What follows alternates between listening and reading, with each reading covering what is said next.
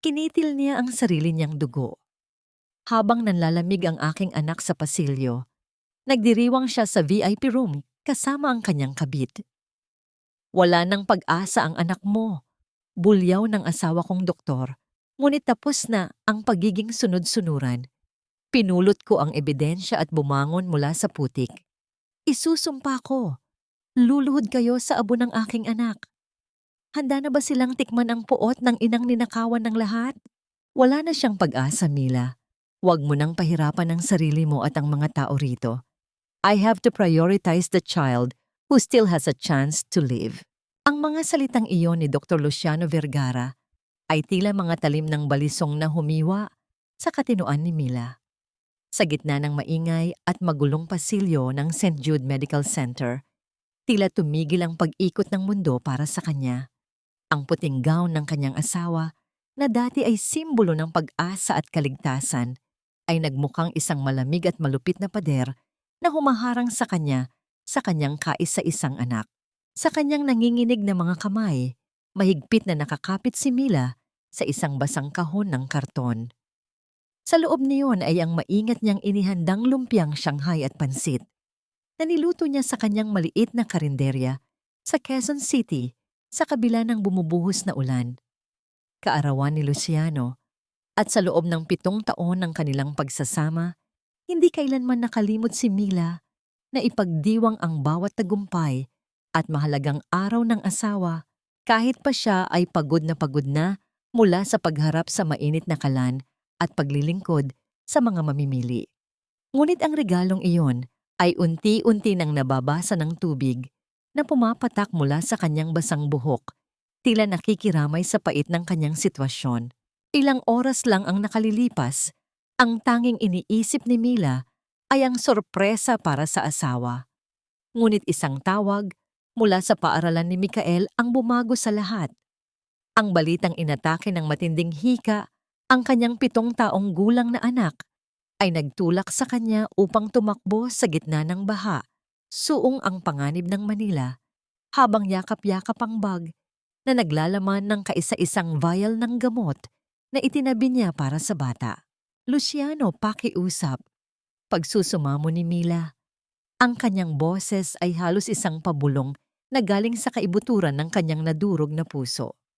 Anak mo siya. Si Mikael yan. Ang vial na hawak mo, para sa kanya iyan. Binili ko yan gamit ang lahat ng kinita ko sa karinderya para lang sa emergency na ito. Ngunit tila hindi siya naririnig ni Luciano. Ang mga mata ng asawa ay nakatuon sa pintuan ng VIP room kung saan dinala ang batang si Enzo, ang anak ng dating kasintahan nitong si Veronica de la Cruz. Nakita ni Mila kung paano hinawakan ni Veronica ang braso ni Luciano. Ang mga mata nito ay puno ng luhang humihingi ng atensyon. Isang eksenang tila mas mahalaga kaysa sa buhay ng batang nag-aagaw buhay sa pasilyo. Mila, listen to me, madiing sabi ni Luciano habang tinatangkang tanggalin ang kapit ni Mila sa kanyang braso. The other child is in critical condition too. Bilang doktor, kailangan kong gumawa ng mahirap na desisyon. Mikael is too weak. His heart is failing. Kahit iturok ko pa ang gamot na ito, may malaking posibilidad na hindi na siya magising. Pero si Enzo, he has a fighting chance. Isang marahas na pagtulak ang nagpabitaw kay Mila. Napasandal siya sa malamig na pader ng ospital habang pinapanood ang kanyang asawa na mabilis na naglalakad palayo.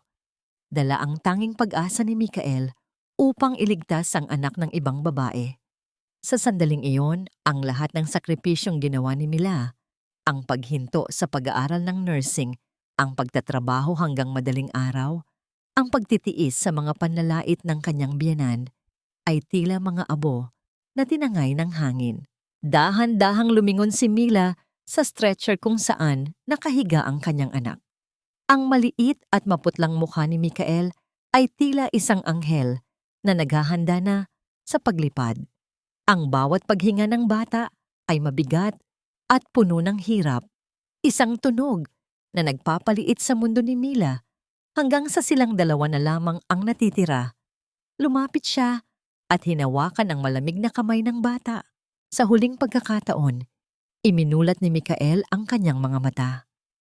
Sa kabila ng hirap, pilit na itinaas ng bata ang kanyang nanginginig na kamay at dahan-dahang pinunasan ang luhang dumadaloy sa pisngi ng kanyang ina.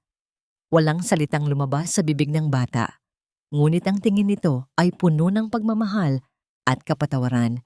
Isang huling pamamaalam na habang buhay na tatatak sa kaluluwa ni Mila.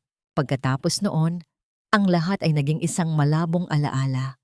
Ang mahaba at tuwid na linya sa monitor na naghuhudyat ng paghinto ng tibok ng puso ni Mikael ay hindi nagdulot ng anumang tunog para kay Mila, kundi isang nakabibinging katahimikan sa kanyang buong pagkatao.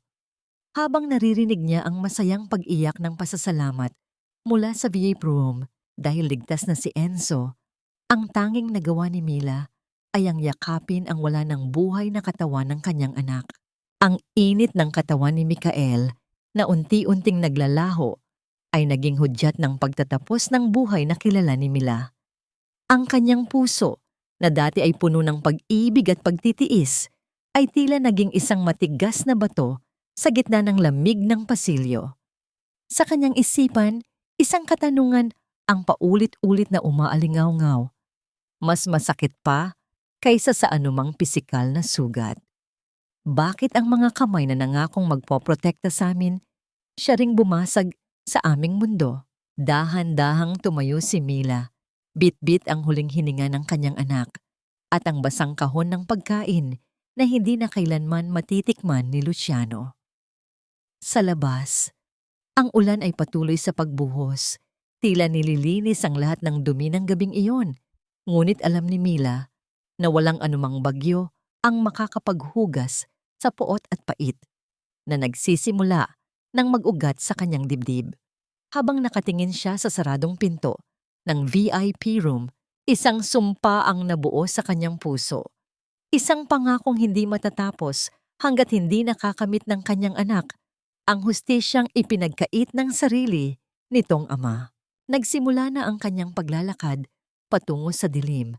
Bit-bit ang isang katotohanang mas matalim pa sa anumang scalpel. Na sa gabing ito, hindi lamang si Mikael ang namatay, kundi pati na rin ang babaeng naniwala na ang pag-ibig ay sapat na upang maging isang pamilya. Nanatiling nakaupo si Mila sa malamig na semento ng pasilyo. Ang kanyang mga binti ay tila nawalan na ng lakas upang itayo ang kanyang bigat.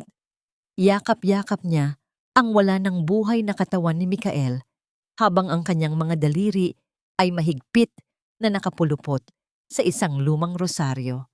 Ang bawat butil ng krusipiho ay tila nagiging saksi sa kanyang piping panaghoy. Isang hapis na hindi na kayang ilabas ng kanyang lalamunang tuyot sa kaiiyak. Ang katahimikan sa paligid ay nababasag lamang ng mahihina at mabibilis na yabag ng mga nurse. Ngunit para kay Mila, ang tanging naririnig niya ay ang kawalan ng tibok ng puso sa dibdib ng kanyang anak. Lumabas si Luciano mula sa pintuan ng VIP room. Inayos ang kanyang salamin at ang malinis na kwelyo ng kanyang white gown. Walang bakas ng dugo o pawis sa kanyang mukha. Tanging ang isang malamig na ekspresyon na tila ba ang nangyari ay isa lamang maliit na aberya sa kanyang trabaho. Lumapit siya kay Mila, ngunit nanatiling nakatayo. Tila ayaw madungisan ng kanyang sapatos ng tubig na nagmumula sa basang damit ng asawa. Mila, kailangan mong intindihin ang sitwasyon. It was a medical necessity. Inaral ko ang kaso ni Mikael, and his prognosis was very poor from the start. His heart was too weak for the procedure. Ang boses ni Luciano ay patag, walang emosyon. Tila ba binabasa lamang niya ang isang medical report sa harap ng kanyang mga estudyante. I had to make a choice. Mas mataas ang survival rate ni Enzo. Bilang doktor, obligasyon kong unahin ang pasyenteng mas may pagkakataong mabuhay. It's about being professional, Mila. Hindi nakasagot si Mila. Ang bawat salita ni Luciano ay tila mga butil ng asidong pumapatak sa kanyang bukas na sugat. Professional. Para kay Luciano, Ang buhay ng kanilang anak ay isang numero lamang sa isang estadistika, isang desisyong base sa lohika, habang ang puso ni Mila ay unti-unting namamatay sa bawat sandali. Ang katahimikan ay biglang naputol nang dumating si Doña Felicitas. Ang bawat pagtama ng kanyang mamahaling takong sa marmol na sahig ay nagbibigay ng isang matalim at mabilis na tunog na tila ba nanggagaling sa isang taong hindi sanay na pinaghihintay.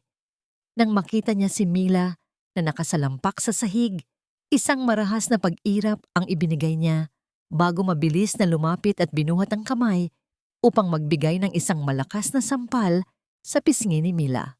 Tumigil ka sa pagpapaka-eskandalosa, Mila. Nakakahiya ka. You are a Vergara now, act like one. Ang bulyaw ng matanda, ang kanyang mga mata ay nanlilisik sa galit. Huwag mong sisirain ang reputasyon ng anak ko dahil lang sa pag-iyak mo na parang isang pulubi sa kalsada. Everyone in this hospital is looking at you. If the media finds out about this, it could ruin Luciano's career. Isang batang mahina ang katawan lang si Mikael, sadyang hindi siya pinalad. Anak ko siya, ma. Ang tanging nasabi ni Mila sa pagitan ng kanyang paghingal. Ang kanyang kamay ay nakahawak sa namumulang pisngi. At asawa mo si Luciano. Utang na loob mo sa pamilyang ito ang lahat ng mayroon ka.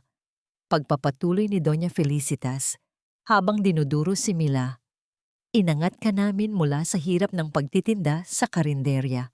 Huwag kang maging ingrata. You owe us your life, your status.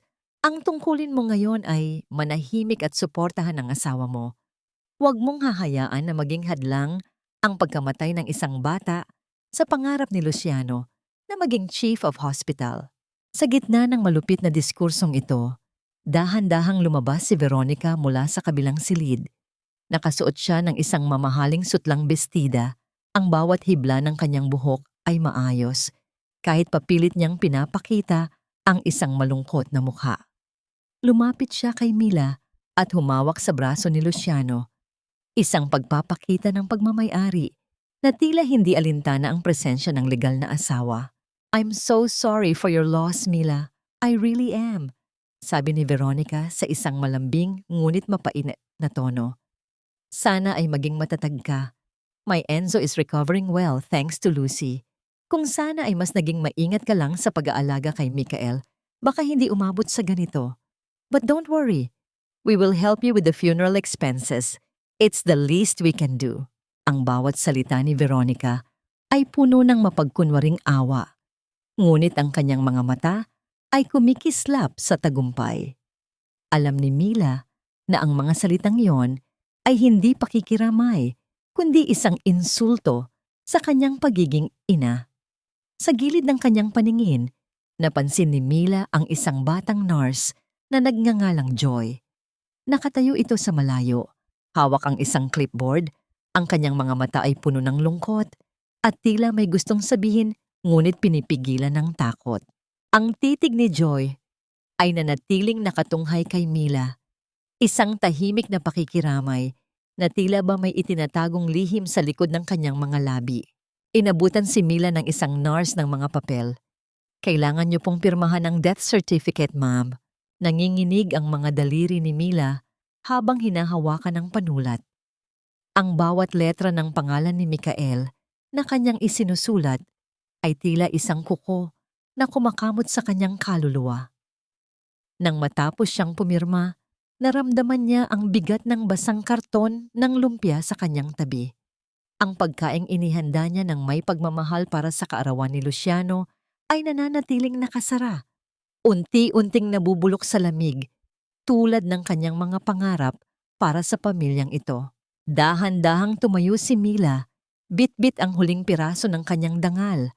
Naglakad siya palabas ng ospital, hindi pinapansin ang mga tawag ni Luciano. Nang dumaan siya sa likod na bahagi ng ospital, patungo sa paradahan, napahinto siya sa tapat ng isang malaking basurahan ng medical waste. Doon, sa ibabaw ng mga gamit na benda at heringgilya, ay nakita niya ang isang pamilyar na bagay. Ang mga bagong sapatos na binili ni Luciano para kay Mikael noong nakaraang linggo Ang sapatos na hindi pa kailanman naisuot ng bata ay nakahiga sa ibabaw ng dumi. Ang malinis na puting kulay ng sapatos ay tila isang sampal sa madilim na gabi. Itinapon na parang basura, kasama ng alaala ng kanyang anak. Naniga si Mila sa kanyang kinatatayuan.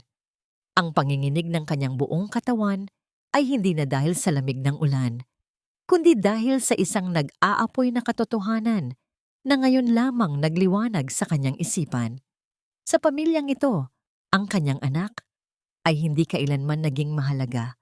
Sila ay mga gamit lamang na matapos pakinabangan ay itatapon na lamang kapag naging balakid. Tumingala si Mila sa langit.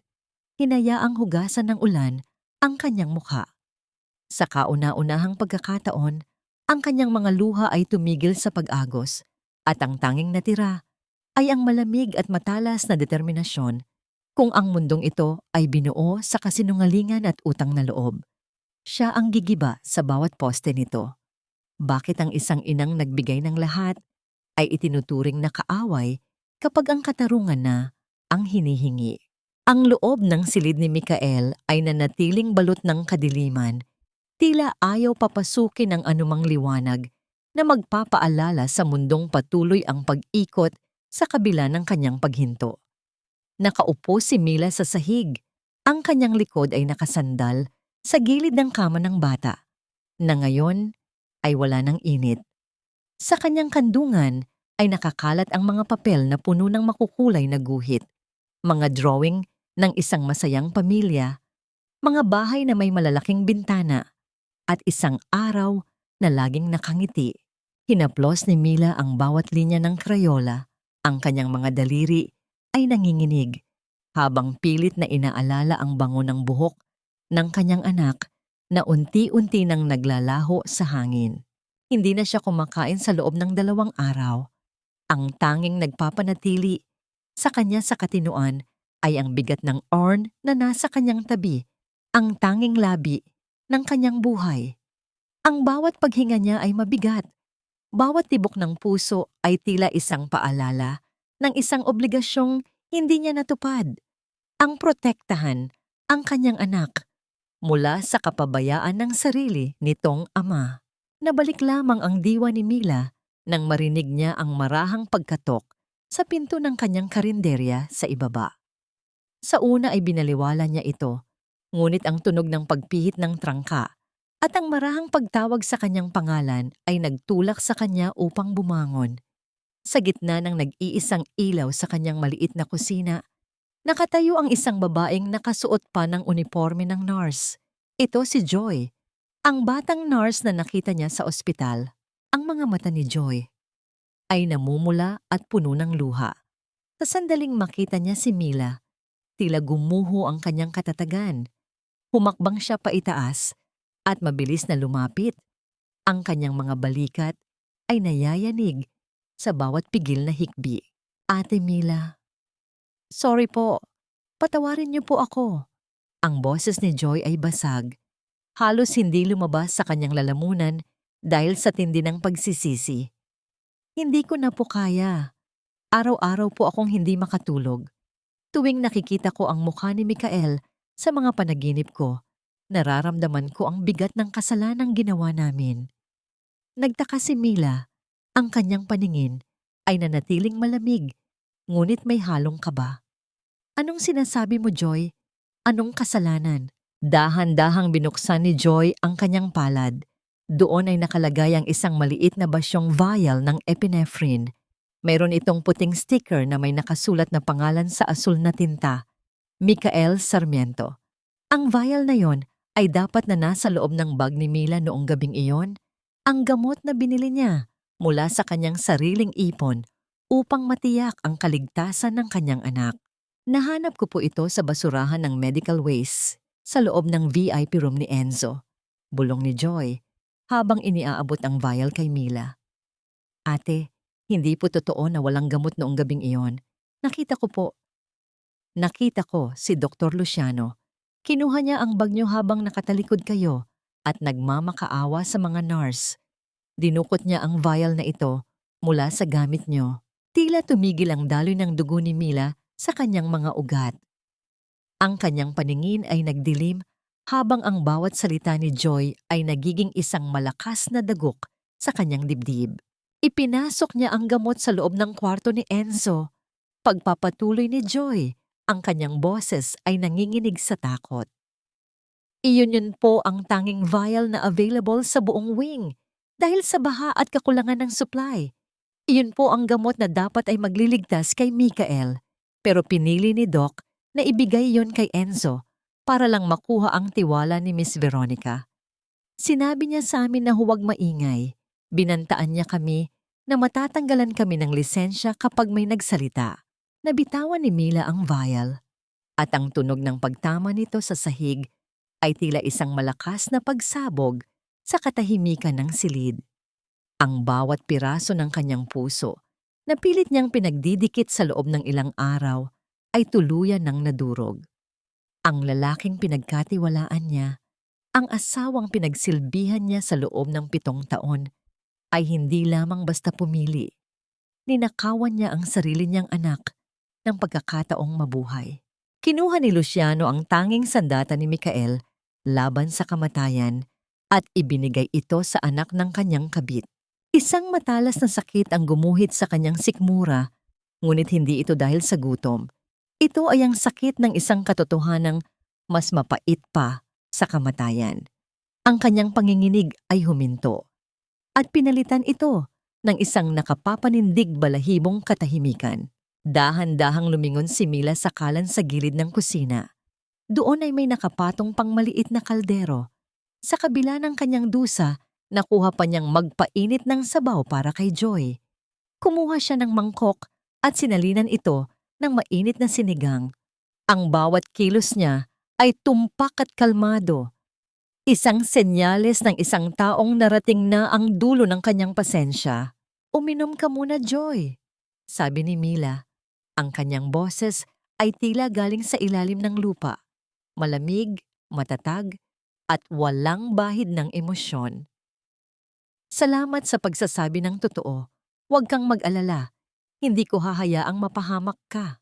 Tinanggap ni Joy ang mangkok.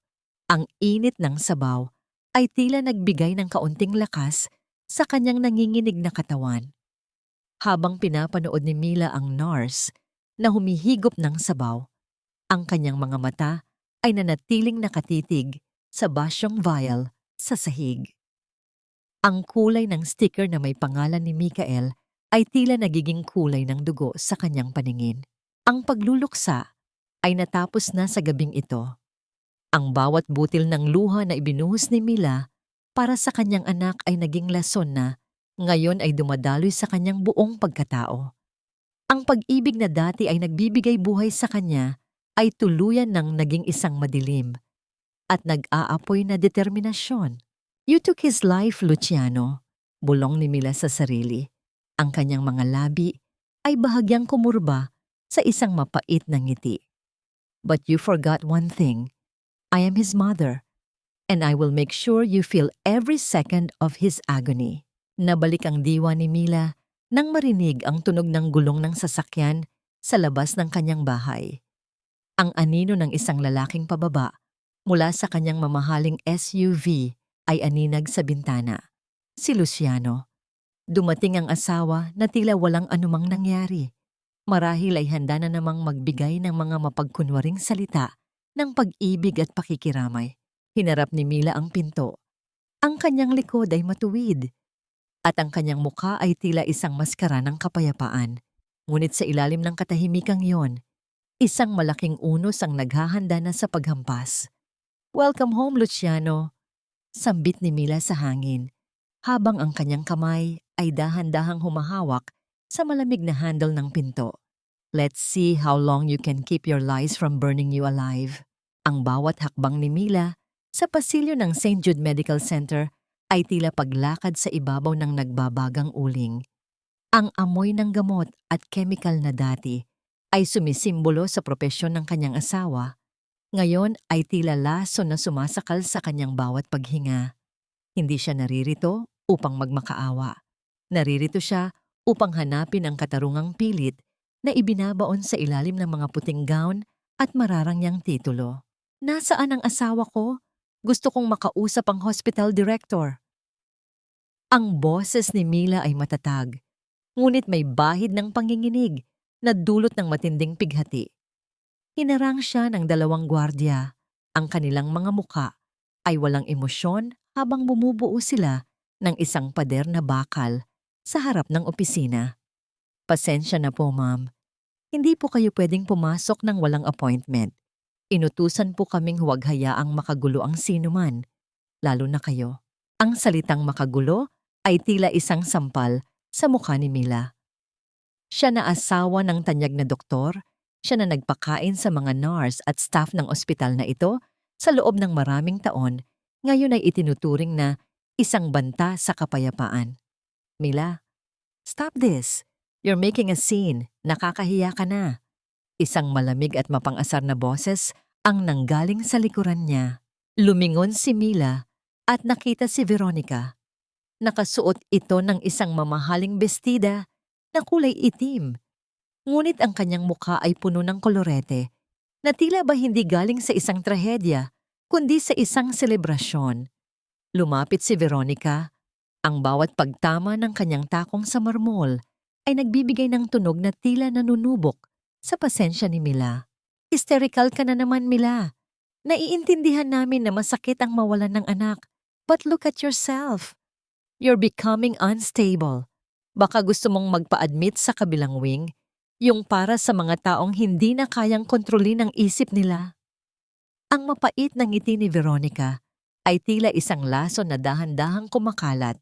Nagdilim ang paningin ni Mila. Itinaas niya ang kanyang kamay, handang ibuhos ang lahat ng puot sa mukha ng babaeng sumisira sa kanyang pamilya.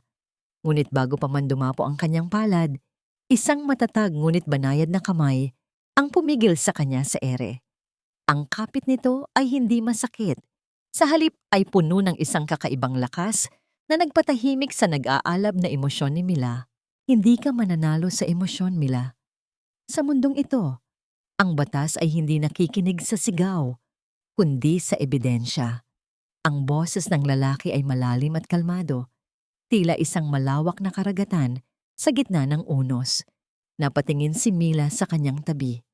Isang lalaking nakasuot ng maayos na suit, may matatalas na mata, ngunit may bahid ng lungkot, ang nakatayo sa tabi niya. Si Attorney Gideon Gucheng-Cheng, ang kanyang dating kaibigan noong kolehiyo, na hindi niya nakita sa loob ng mahabang panahon. Gucheng. Bulong ni Mila, ang kanyang mga balikat ay dahan-dahang bumagsak. Hinarap ni Gucheng si Veronica at ang mga gwardiya. Ang kanyang presensya ay nagpatahimik sa pasilyo. Ako ang abogado ni Mrs. Mila Sarmiento Vergara. Kung mayroon man kayong gustong sabihin tungkol sa katinuan ng kliyente ko, siguraduhin ninyong mayroon kayong medikal na basehan, kundi ay magkikita tayo sa korte para sa kasong paninirang puri. Napaatras si Veronica. Ang kanyang mapang-asar na ngiti ay napalitan ng pag-aalinlangan. Mabilis siyang tumalikod at naglakad palayo. Tila isang ahas na umiiwas sa biktima nang makitang may kasama itong mas matapang na nilalang. Inakay ni Gucheng si Mila palabas ng ospital. Dinala niya ito sa isang tahimik na parke na malayo sa ingay ng syudad. Umupo sila sa isang bangko sa ilalim ng isang malaking puno ng nara. Ang mahinang ihip ng hangin ay nagpapadala ng mga tuyong dahon na dahan-dahang bumabagsak sa lupa, tila sumasabay sa mabigat na nararamdaman ni Mila. Dahan-dahang inabutan ni Gucheng si Mila ng isang malinis at puting panyo. Naalala mo ba noong nag-aaral pa ako ng abogasya? Halos wala akong pambili ng pagkain, pero palagi mong dinadamihan ang serving ng kanin at ulam na ibinibigay mo sa akin sa karinderya mo. Sabi mo noon, Gucheng, kailangang busog ang tiyan para matalas ang isip. Ngayon, Mila, hayaan mong ako naman ang gumawa ng tungkulin ko. Naramdaman ni Mila ang init ng luha sa kanyang mga mata. Ngunit sa pagkakataong ito, hindi ito dahil sa puot. Ito ay dahil sa kakaibang pakiramdam na mayroon pa palang naniniwala sa kanya sa gitna ng mundong puno ng dumi. Bakit mo ito ginagawa, Gucheng? Pamilya Vergara ang kalaban natin. Malakas sila. Mayaman sila. Dahil alam ko ang pakiramdam ng mawalan, Mila. Ang boses ni Gucheng ay naging mas malalim. May bahid ng isang lihim na sugat mula sa nakaraan. At dahil ang isang inang tulad mo ay hindi dapat hinahayaang lumaban ng mag-isa. Isang saglit na katahimikan ang namayani sa pagitan nila. Walang anumang hawakan ng kamay o yakap, ngunit ang titig ni Gucheng ay nagbibigay kay Mila ng isang uri ng kapayapaan na matagal na niyang hinahanap.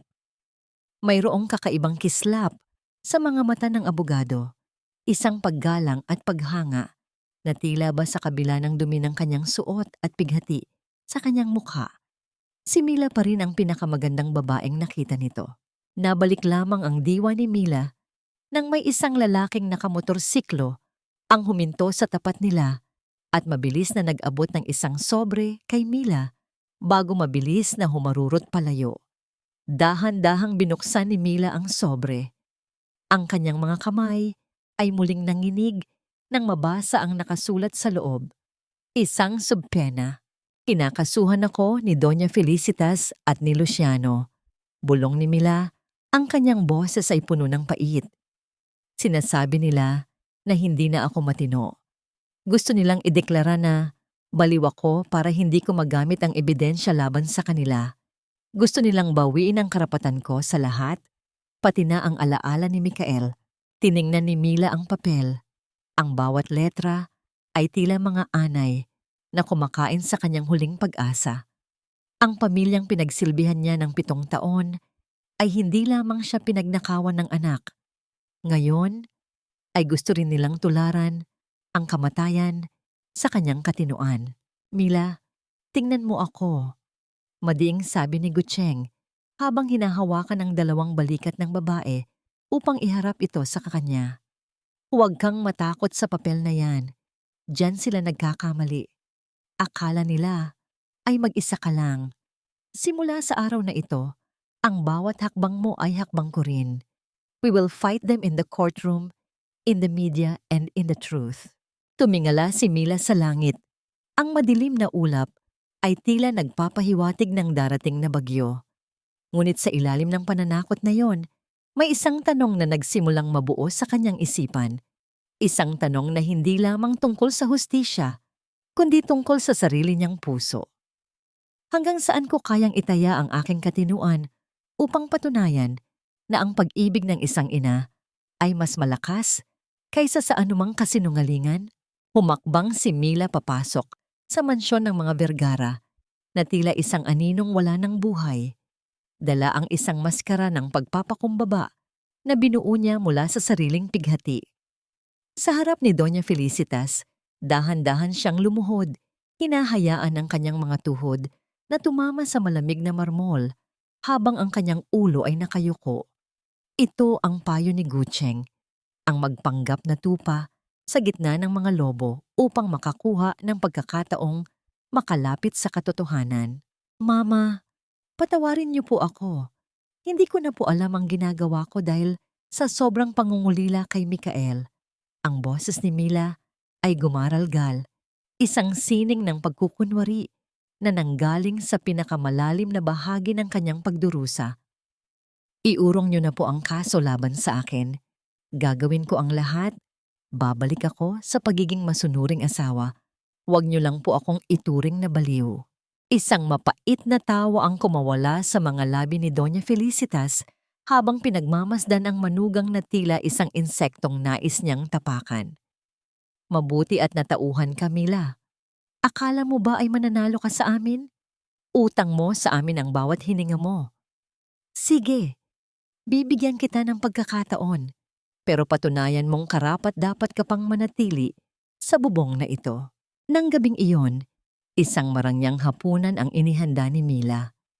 Ngunit sa halip na pagdiriwang ng kanyang pagbabalik, ito ay naging isang entablado ng kalupitan. Walang pakundangan na dinala ni Luciano sina Veronica at ang batang si Enzo sa loob ng mansyon gamit ang dahilan na kailangan nilang pag-usapan ang mga donasyon para sa ospital. Sa harap ni Mila, Umupo si Veronica sa tabi ni Luciano. Ang bawat haplos nito sa braso ng asawa ay tila isang lason na dahan-dahang pumapatay sa natitirang pasensya ni Mila. Tahimik na nagsisilbi si Mila, ang bawat paglalagay niya ng plato at baso ay maingat at walang tunog. Naramdaman niya ang titig ni Veronica na tila nanunuri sa kanyang bawat kilos, isang titig na puno ng pagmamalaki at pangiinsulto. You know, Mila, masarap ka talagang magluto. In fairness, pang world class ang sinigang mo, sabi ni Veronica habang dahan-dahang sumusubo. Ang kanyang mga mata ay nakatuon kay Luciano. But it's such a waste. You have the skills of a maid, but Lucy needs a wife who can stand beside him in international medical conventions, someone who speaks the language of the elite. Hindi ba, Lucy? Isang tipid ng ngiti lamang ang isinagot ni Luciano. Hindi man lamang tinitingnan ang asawang nakatayo sa likuran nila. Ang bawat salita ni Veronica ay tila mga karayom na tumutusok sa dangal ni Mila. Ngunit nanatili siyang tikom, ang kanyang mga kamao ay nakakubli sa ilalim ng kanyang apron. Matapos ang hapunan, nang ang lahat ay abala sa pag-inom ng alak sa sala at ang tawanan ni na Doña Felicitas at Veronica ay umaalingaw-ngaw sa buong bahay, dahan-dahang kumilos si Mila. Nagpunta siya sa kusina upang maghugas ng mga pinagkainan. Sa gitna ng tambak na maruruming plato, nakita niya ang isang maliit na platong may drawing ng isang asul na kotse, ang paboritong plato ni Mikael. Dahan-dahang binuksan ni Mila ang gripo, hinahayaan ang tubig na dumaloy sa kanyang mga palad. Maingat niyang kinuha ang plato ni Mikael at dahan-dahang sinabunan. Ang kanyang mga daliri ay tila humahaplos sa mukha ng kanyang anak. Inihiwalay niya ito sa mga platong ginamit ng mga mapagkunwari niyang bisita. Maingat niya itong pinunasan at itinago sa pinakamalalim na bahagi ng cabinet. Tinitiyak na hindi ito madudumihan o mahahawakan man lamang ng mga taong pumatay sa may-ari nito. Iyon ang kanyang golden moment, isang tahimik na panunumpa na sa gitna ng dumi ng bahay na ito. Ang alaala ni Mikael ay mananatiling malinis at sagrado. Nang masiguro niyang abala ang lahat, mabilis na tinanggal ni Mila ang kanyang apron at dahan-dahang umakyat sa ikalawang palapag. Ang bawat pagtapak niya sa alpombra ay walang tunog. Tila siya ay isang espiritong naghahanap ng katarungan. Narating niya ang pinto ng opisina ni Luciano. Sa kanyang bulsa, naramdaman niya ang malamig na metal ng USB na ibinigay sa kanya ni Gucheng. Dahan-dahan niyang pinihit ang trangka ng pinto. Ang tunog ng kahoy na bahagyang gumagalaw ay tila isang malakas na hiyaw sa kanyang pandinig dahil sa tindi ng kaba. Sa loob ng opisina, ang tanging liwanag ay nagmumula sa buwan na sumisilip sa bintana. Mabilis siyang lumapit sa mesa ni Luciano at binuksan ang laptop nito. Ang bawat segundo ay tila isang oras habang hinihintay niyang mag-load ang system. Nanginginig ang kanyang mga daliri habang hinahanap ang mga files na binanggit ni Joy. Doon, sa isang nakatagong folder, nakita niya ang isang file na may pangalang Enzo's True Labs. Sinubukan niyang buksan ito, ngunit humihingi ito ng password. Hindi siya sumuko. Sinaksak niya ang USB ni Gucheng at sinimulang kopyahin ang buong directory. Ang progress bar sa screen ay dahan-dahang gumagalaw, tila nanunukso sa kanyang bilis. 10%, 20%. Ang bawat pagtibok ng puso ni Mila ay tila isang tambol na naririnig niya sa kanyang buong katawan. Narinig niya ang mahihinang yabag mula sa labas ng pasilyo, papalapit sa pinto ng opisina. Pinagpawisan siya ng malapot, kahit na malamig ang aircon. 70%, 100%. Mabilis niyang hinugot ang USB mula sa port. Ngunit bago pa man niya ito mailagay muli sa kanyang bulsa, ang tunog ng pagpihitit ng pinto ay muling narinig. Ang liwanag mula sa pasilyo ay dahan-dahang pumasok sa madilim na silid na bumubuo ng isang mahabang anino sa sahig. Pumasok si Luciano. Hawak ang isang baso ng whiskey. Ang kanyang mga mata ay naniningkit habang tinitingnan ang asawang nakatayo sa tabi ng kanyang mesa. Nanatiling hawak ni Mila ang USB sa kanyang likuran. Ang kanyang mga palad ay basa ng pawis habang ang kanyang puso ay tila nais nang kumawala sa kanyang dibdib. Mila, anong ginagawa mo rito sa dilim? Ang boses ni Luciano ay mababa at puno ng pagduda. Habang dahan-dahan siyang humahakbang papalapit, ang pintig ng puso ni Mila ay tila isang mabilis at mabigat na tambol na naririnig niya sa kanyang buong katawan habang nakatitig sa mga mata ni Luciano. Ang bawat segundo ng katahimikan sa loob ng madilim na opisina ay tila isang oras ng paghatol. Ngunit sa halip na magpakita ng takot, dahan-dahang ibinaba ni Mila ang kanyang tingin at kinuha ang isang basahang nakasabit sa kanyang balikat na kanina pa niya inihanda bilang proteksyon. Naglilinis lang po ako ng alikabok, Luciano. Nakita ko kasing nakabukas ang laptop mo at may mga gamit na nakakalat. Akala ko ay nakalimutan mong iligpit bago ka bumaba. Ang boses ni Mila ay malumanay, puno ng pagpapakumbaba, na tila ba ang kanyang buong pagkatao ay nakadepende sa pagtitiwala ng asawa. Isang mapait at mapang-uyam na ngiti ang sumilay sa mga labi ni Luciano. Ininom niya ang huling patak ng whiskey sa kanyang baso at inilapag ito sa mesa. Mabuti naman at alam mo pa ang tungkulin mo sa bahay na ito, Mila. Huwag mo nang uulitin ang pangingialam sa mga gamit ko. Hindi mo maiintindihan ang mga nakasulat dyan. Mag-focus ka na lang sa kusina. Doon ka lang naman magaling. Nang lumabas si Luciano sa silid, dahan-dahang pinaluwag ni Mila ang kanyang pagkakahawak sa USB na nakatago sa kanyang palad. Ang bawat hibla ng kanyang lakas ay tila naglaho, ngunit ang tagumpay ng gabing iyon ay nagbigay sa kanya ng sapat na determinasyon upang ituloy ang laban. Kinabukasan, sa ilalim ng nag-aapoy na sikat ng araw sa isang maliit at tago na opisina ni Gucheng, iniabot ni Mila ang bit-bit na pag-asa. Ang pagpasok ng USB sa computer ay nagdulot ng isang mahinang tunog ng system na tila musika sa pandinig ng dalawa. Sa bawat folder na binubuksan ni Gucheng, unti-unting lumalabas ang baho ng pamilya Vergara. Mila, tingnan mo ito? Sabi ni Gucheng. Ang kanyang mga mata ay naniningkit sa tindi ng konsentrasyon. Ang mga pondong ito ay hindi galing sa mga legal na donasyon. Ang malalaking halagang ito ay pumasok sa personal na account ni Luciano mula kay Veronica, ilang araw bago ang insidente. Ito ay kabayaran, Mila. Binayaran niya ang asawa mo upang tiyakin ang prioridad para sa kanyang anak. Naramdaman ni Mila ang panlalamig ng kanyang mga daliri. Ang katotohanang ang buhay ng kanyang anak ay may katumbas na presyo sa mata ng kanyang asawa ay mas masakit pa kaysa sa anumang pisikal na sugat. Napasandal siya sa upuan. Ang kanyang mga mata ay napapikit sa tindi ng pait. Bakit, Gucheng? Bakit kailangang maging ganito kalupit ang mundo? Bulong ni Mila. Ang kanyang boses ay puno ng pagod. Tumayo si Gucheng at lumapit sa kanya. Naupo ito sa gilid ng mesa, ang kanyang presensya ay nagbibigay ng isang uri ng proteksyon na hindi kailanman naramdaman ni Mila kay Luciano.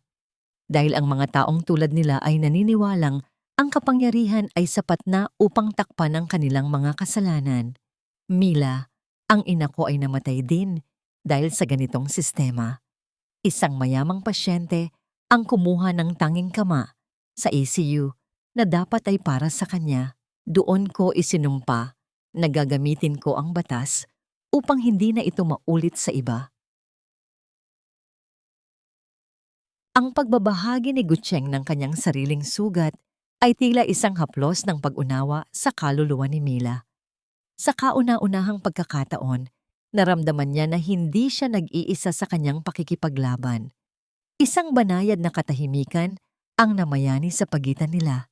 Isang sandali kung saan ang dalawang pusong sugatan ay nagtagpo sa gitna ng pighati. Tumayo si Gucheng at lumabas sandali. Pagbalik niya, may dala siyang isang plastik na baso na may lamang mainit na taho. Ang amoy ng arnibal at sago ay tila nagpabalik kay Mila sa mga alaala ng kanyang kabataan noong ang tanging problema niya ay ang paggising ng maaga para magtinda. Naalala ko, ito ang paborito mong almusal 10 taon na ang nakararaan, sabi ni Gucheng. Ang kanyang tinig ay naging mas malambot. Kumain ka muna. Kailangan mo ng lakas. Ito ang kanyang golden moment, ang pagkilala ni Gucheng sa kanyang maliliit na pangarap sa kabila ng malalaking unos. Habang humihigop ng mainit na taho, naramdaman ni Mila ang init na dumadaloy sa kanyang dibdib, isang pakiramdam na matagal na niyang kinalimutan. Nang matapos silang kumain, dahan-dahang lumapit si Gucheng kay Mila upang kunin ang basyong baso. Sa isang hindi inaasahang sandali, ang hangin mula sa electric fan ay nagpalipad ng ilang hibla ng buhok ni Mila na humarang sa kanyang mukha. Isang marahang galawang ginawa ni Gucheng. Dahan-dahan niyang inilagay ang hibla ng buhok sa likod ng tainga ni Mila. Ang bawat pagdampi ng kanyang mga daliri sa balat ng babae ay tila isang kuryenteng nagpabilis sa tibok ng puso ni Mila. Ang kanilang mga mata ay nagtagpo. Isang titig na puno ng mga salitang hindi pa kayang bigkasin, respeto, pangungulila, at isang pag-ibig na matagal nang nakabinbin. Ngunit mabilis na umiwas si Gucheng, isang pagpapakita ng matinding paggalang sa kasalukuyang pighati ni Mila. Salamat Gucheng, sa lahat, mahinang sabi ni Mila. Ang kanyang pisngi ay bahagyang nag-init. Ngunit ang kapayapaang yon ay panandalian lamang. Nabalik ang diwa ni Mila nang tumunog ang kanyang cellphone. Isang tawag mula sa isa sa kanyang mga tauhan sa karinderya. Sa kabilang linya, narinig niya ang boses ng isang takot na babae, kasama ang tunog ng mga kagamitang itinutumba at mga salaming nababasag na tila gumigising sa katahimikan ng kalsada. Ate Mila, tulong po. May mga lalaking dumating dito sa karinderya. Sinasira nila ang lahat ng kagamitan. Sabi nila, utos daw ito ni Doña Felicitas para turuan kayo ng leksyon. Nanlalamig ang buong katawan ni Mila habang naririnig ang bawat paghampas ng kahoy sa kanyang mga mesa at upuan. Ang karinderya na binuo niya mula sa sariling pawis at dugo upang buhayin ang kanyang pamilya. Alam ni Mila na ito ang ganti ng kanyang biyenan dahil sa pagtuklas nito sa kanyang pakikipagkita kay Gucheng. Huwag kang matakot, Mila. Nandito ako. Sabi ni Gucheng, ang kanyang boses ay muling naging matalas at handa sa laban. Ngunit habang tinitingnan ni Mila ang basyong baso ng taho, isang katanungan ang muling bumagabag sa kanya. Isang tanong na hindi lamang tungkol sa kanyang kabuhayan, kundi tungkol sa halaga ng bawat bagay na kanyang minamahal. Hanggang saan ko kayang panoorin ang pagguho ng aking munting mundo bago ko tuluyang pakawalan ang halimaw na nagkukubli sa aking pagtitimpi. Nang marating ni Mila ang kanyang maliit na karinderya, tila tumigil ang pagdaloy ng hangin sa kanyang mga baga. Ang lugar na binuo niya sa loob ng maraming taon, ang mga mesang pinunasan niya ng paulit-ulit ng may pagmamahal, at ang mga kalderong naging saksi sa kanyang pagsisikap ay nakakalat na ngayon sa kalsada bilang mga piraso ng kahoy at yupi na metal. Ang amoy ng natapon na sinigang ay humahalo sa amoy ng basang lupa, isang mapait na paalala ng kanyang nasayang na pagod. Ang mga salamin ng bintana ay nagmistulang libu-libong kristal sa semento na sumasalamin sa kanyang nadurog na pagkatao. Sa gitna ng kaguluhan, nakatayo si Doña Felicitas. Ang kanyang marangyang itim na sasakyan ay nakaparada sa gilid, tila isang buwayang naghihintay ng biktima. Hawak ng matanda ang isang payong na may gintong hawakan at ang kanyang mukha ay walang bakas ng pagsisisi. Sinabihan na kita, Mila, ang bawat pagsuway ay may katapat na parusa. Ang boses ng matanda ay matalim. Tila bawat salita ay isang latigo. Huwag mong subukan ang pasensya ko. Isang tawag ko lang, ang pamilya mo sa probinsya ay mawawalan ng lupang sinasaka. Gusto mo bang makitang nagpapalimos ang mga magulang mo dahil sa katigasan ng ulo mo? Utang mo sa amin ang lahat. At oras na para bayaran mo yon ng pananahimik. Bago pa man makasagot si Mila, isang pamilyar na sasakyan ang huminto. Bumaba si Luciano, hindi upang ipagtanggol ang asawa, kundi upang dagdagan ang bigat ng kanyang dusa. Lumapit siya kay Mila at hinawakan ang braso nito nang may puwersa na nag-iwan ng mapulang marka sa balat ng babae. Mila, tingnan mo ang ginawa mo. Nagiging bayolente ka na sa iyong mga imahinasyon. Ang pakikipagkita mo sa abogadong yon, ang mga maling akusa mo sa akin, ito ay malinaw na sintomas ng iyong pagkakasakit. Ang boses ni Luciano ay puno ng mapagkunwaring pag-aalala na mas nakakasulasok kaysa sa amoy ng napanis na pagkain. Nakaayos na ang mga papeles mo, kailangan mong ma-admit sa mental ward para sa iyong sariling kaligtasan. Doon, mabibigyan ka ng tamang gamot para mawala ang mga guni-guni mo tungkol sa gabing iyon. Baliw ka na sa lungkot at bilang asawa mo, tungkulin kong ikulong ka para hindi ka na makasakit ng iba. Sa sandaling iyon, ang bulkang matagal nang kumukulo sa loob ni Mila ay tuluyan ng sumabog. Ang panginginig ng kanyang mga kamay ay tumigil at pinalitan ito ng isang nakapapanindig balahibong katahimikan. Tumingin siya ng diretso sa mga mata ni Luciano. Mga matang dati ay tinitingnan niya ng may pagsamba, ngunit ngayon ay puno na lamang ng puot.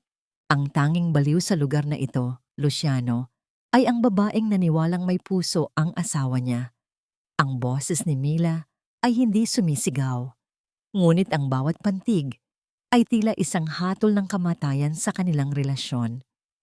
Ang tanging baliw ay ang inang naniwalang poprotektahan ng isang ama ang kanyang sariling dugo. Wala akong utang sa inyo.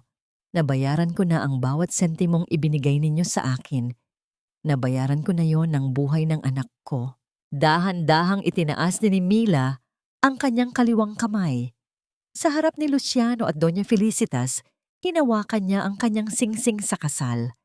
Sa isang marahas, ngunit tiyak na galaw, hinugot niya ang gintong simbolo ng kanilang sumpaan. Ang tunog ng pagtama ng singsing sa semento ay hindi narinig, ngunit para kay Mila, iyon ang pinakamalakas na hiyaw ng kanyang kalayaan. Tumalikod siya at pumasok sa loob ng wasak na karinderya. Hindi niya tiningnan ang mga kagamitang nasira. Nagtungo siya sa maliit na silid sa itaas at mabilis na kinuha ang kanyang mga mahahalagang gamit. Inilagay niya sa loob ng bag ang estatwa ng Santo Niño na naging saksi sa kanyang mga dasal at ang pinakamahalaga sa lahat, ang urn ni Micael. Habang yakap-yakap ang abo ng kanyang anak, naramdaman ni Mila ang isang uri ng lakas na hindi kailanman maibibigay ng pera o titulo. Pagbaba niya, hindi na siya tumingin sa dalawang taong tila mga lason sa kanyang buhay.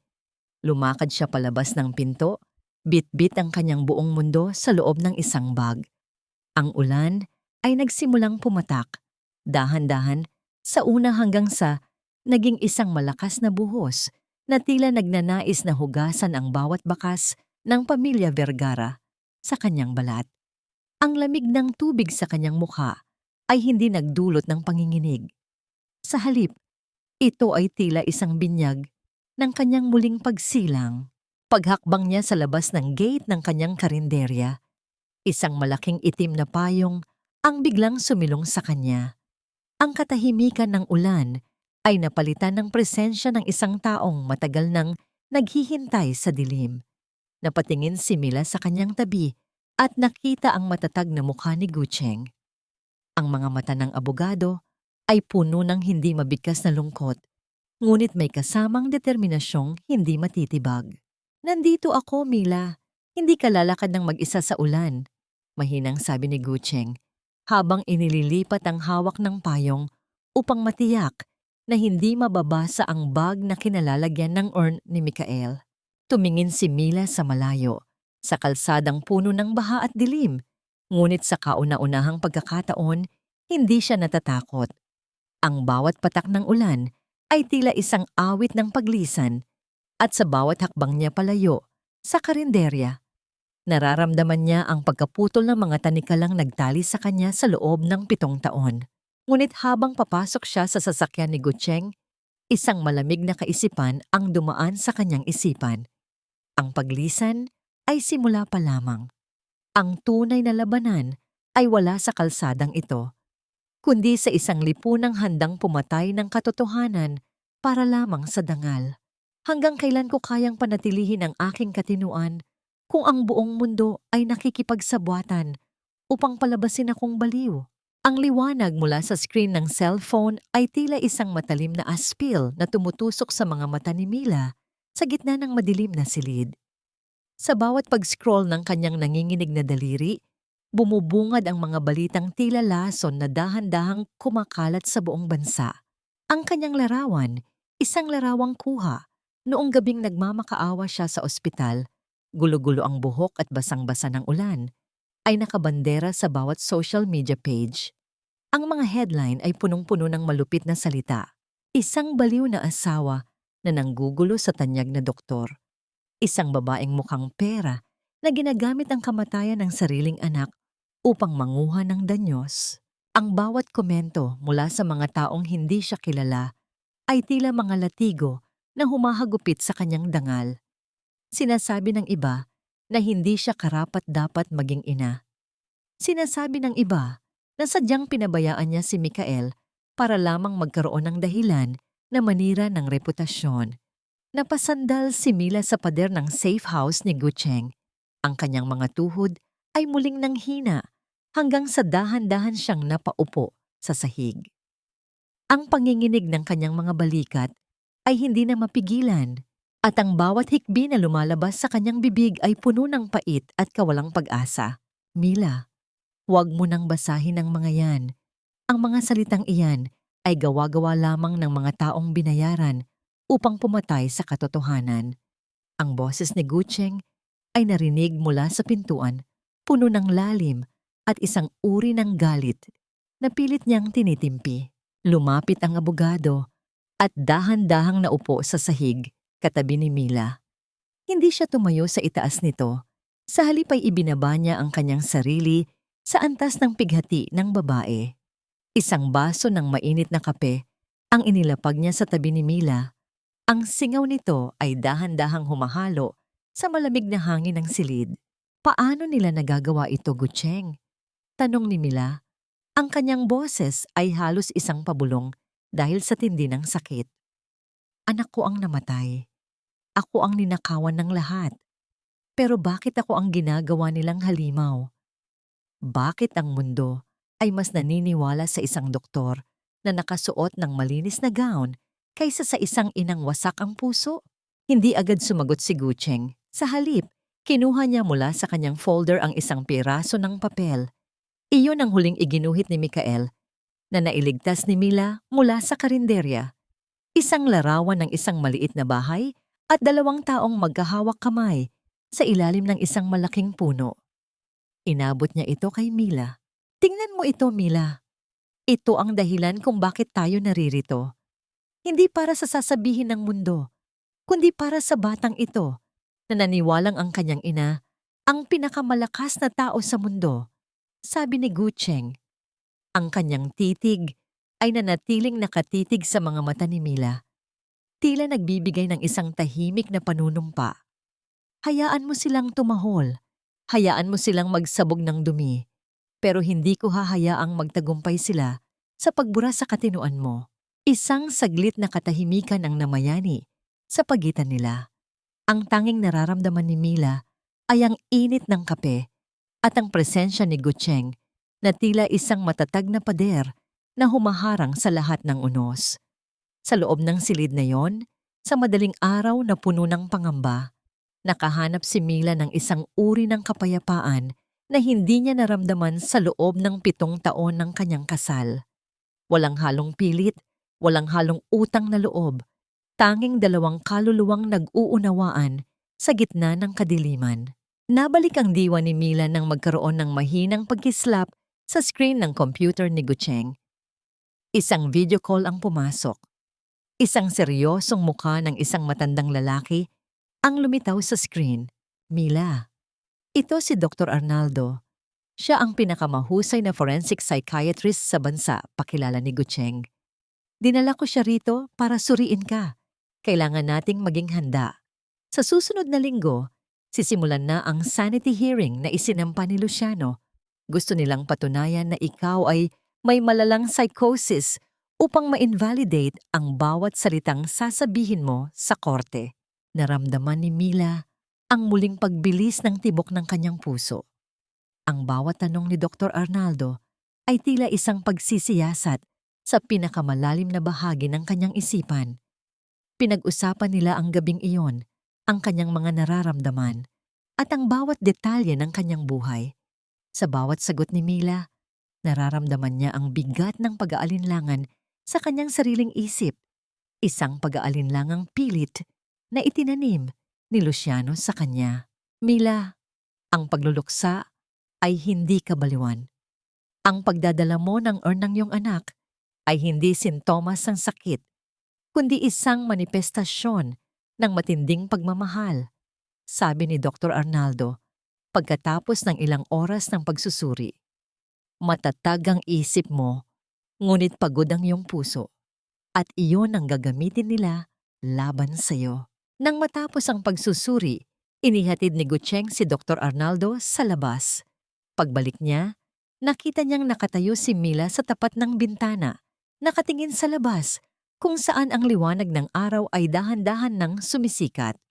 Lumapit si Gucheng at tumayo sa likuran niya, sapat na malapit upang maramdaman ang init ng bawat isa, ngunit sapat na malayo upang rumespeto.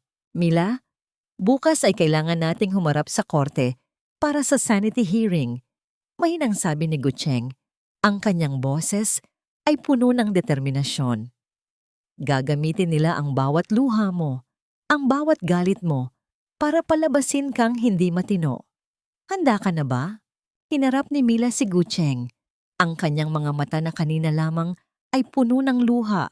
Ngayon ay tila 2 piraso ng bakal na pinatigas ng apoy. Hindi na ako ang Mila na kilala nila, Gucheng. Kung kailangan kong maging matigas na parang bato upang protektahan ang dangal ng anak ko, gagawin ko.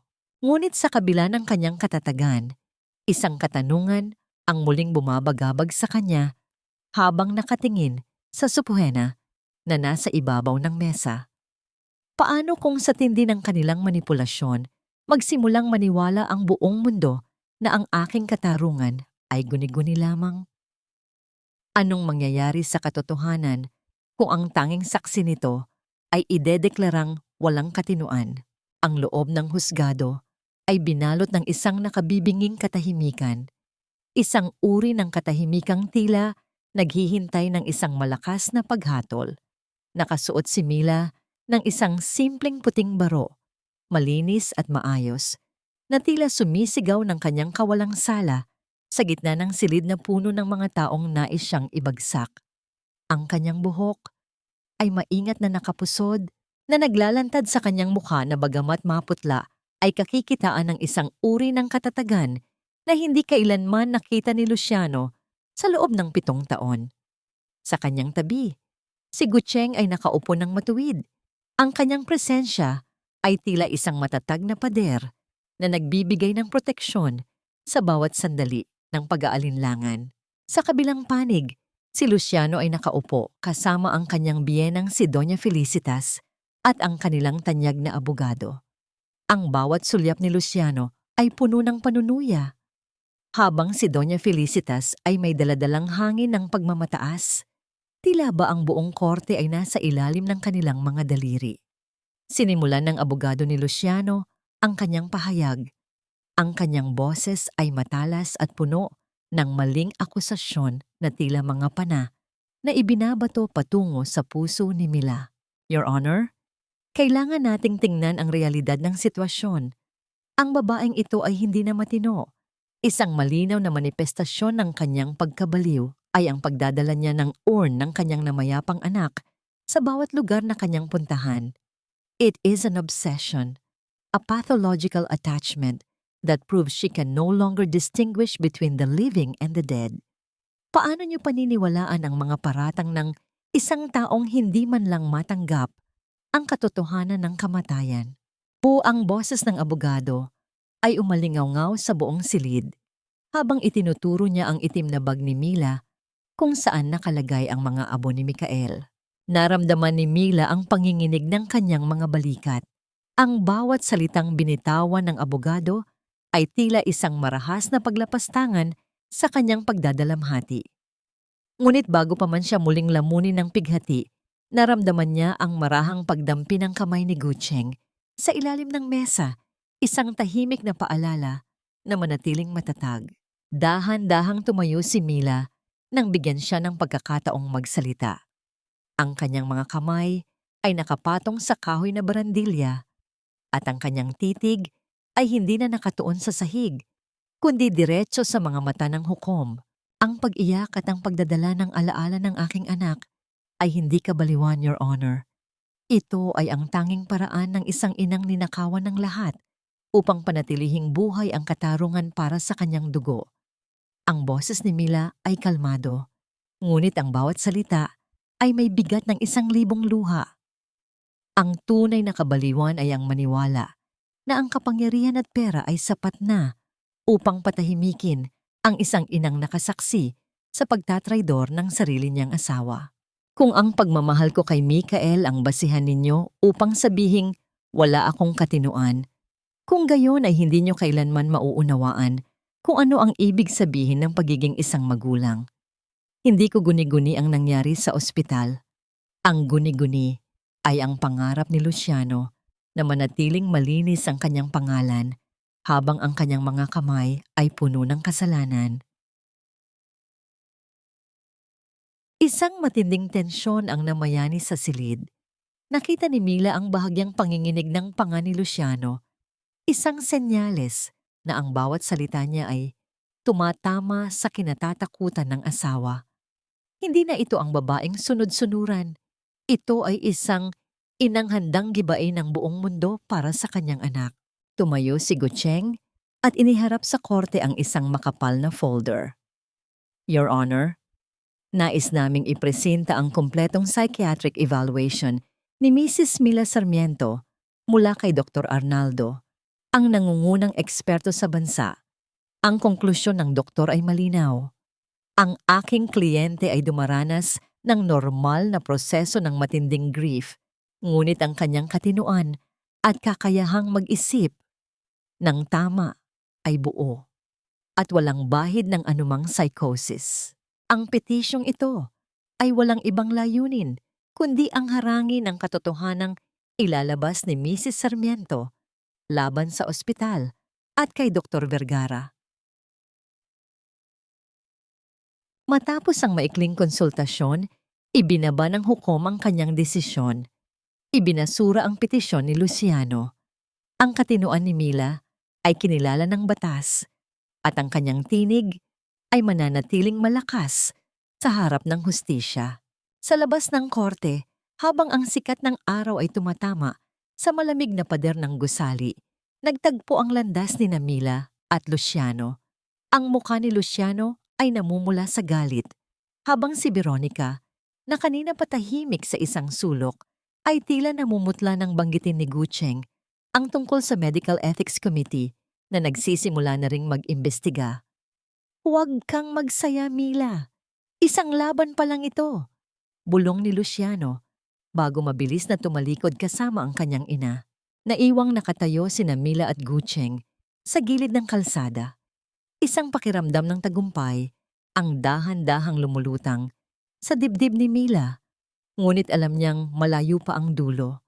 Nabalik lamang ang kanyang atensyon nang lumapit ang batang nurse na si Joy mula sa likod ng isang poste.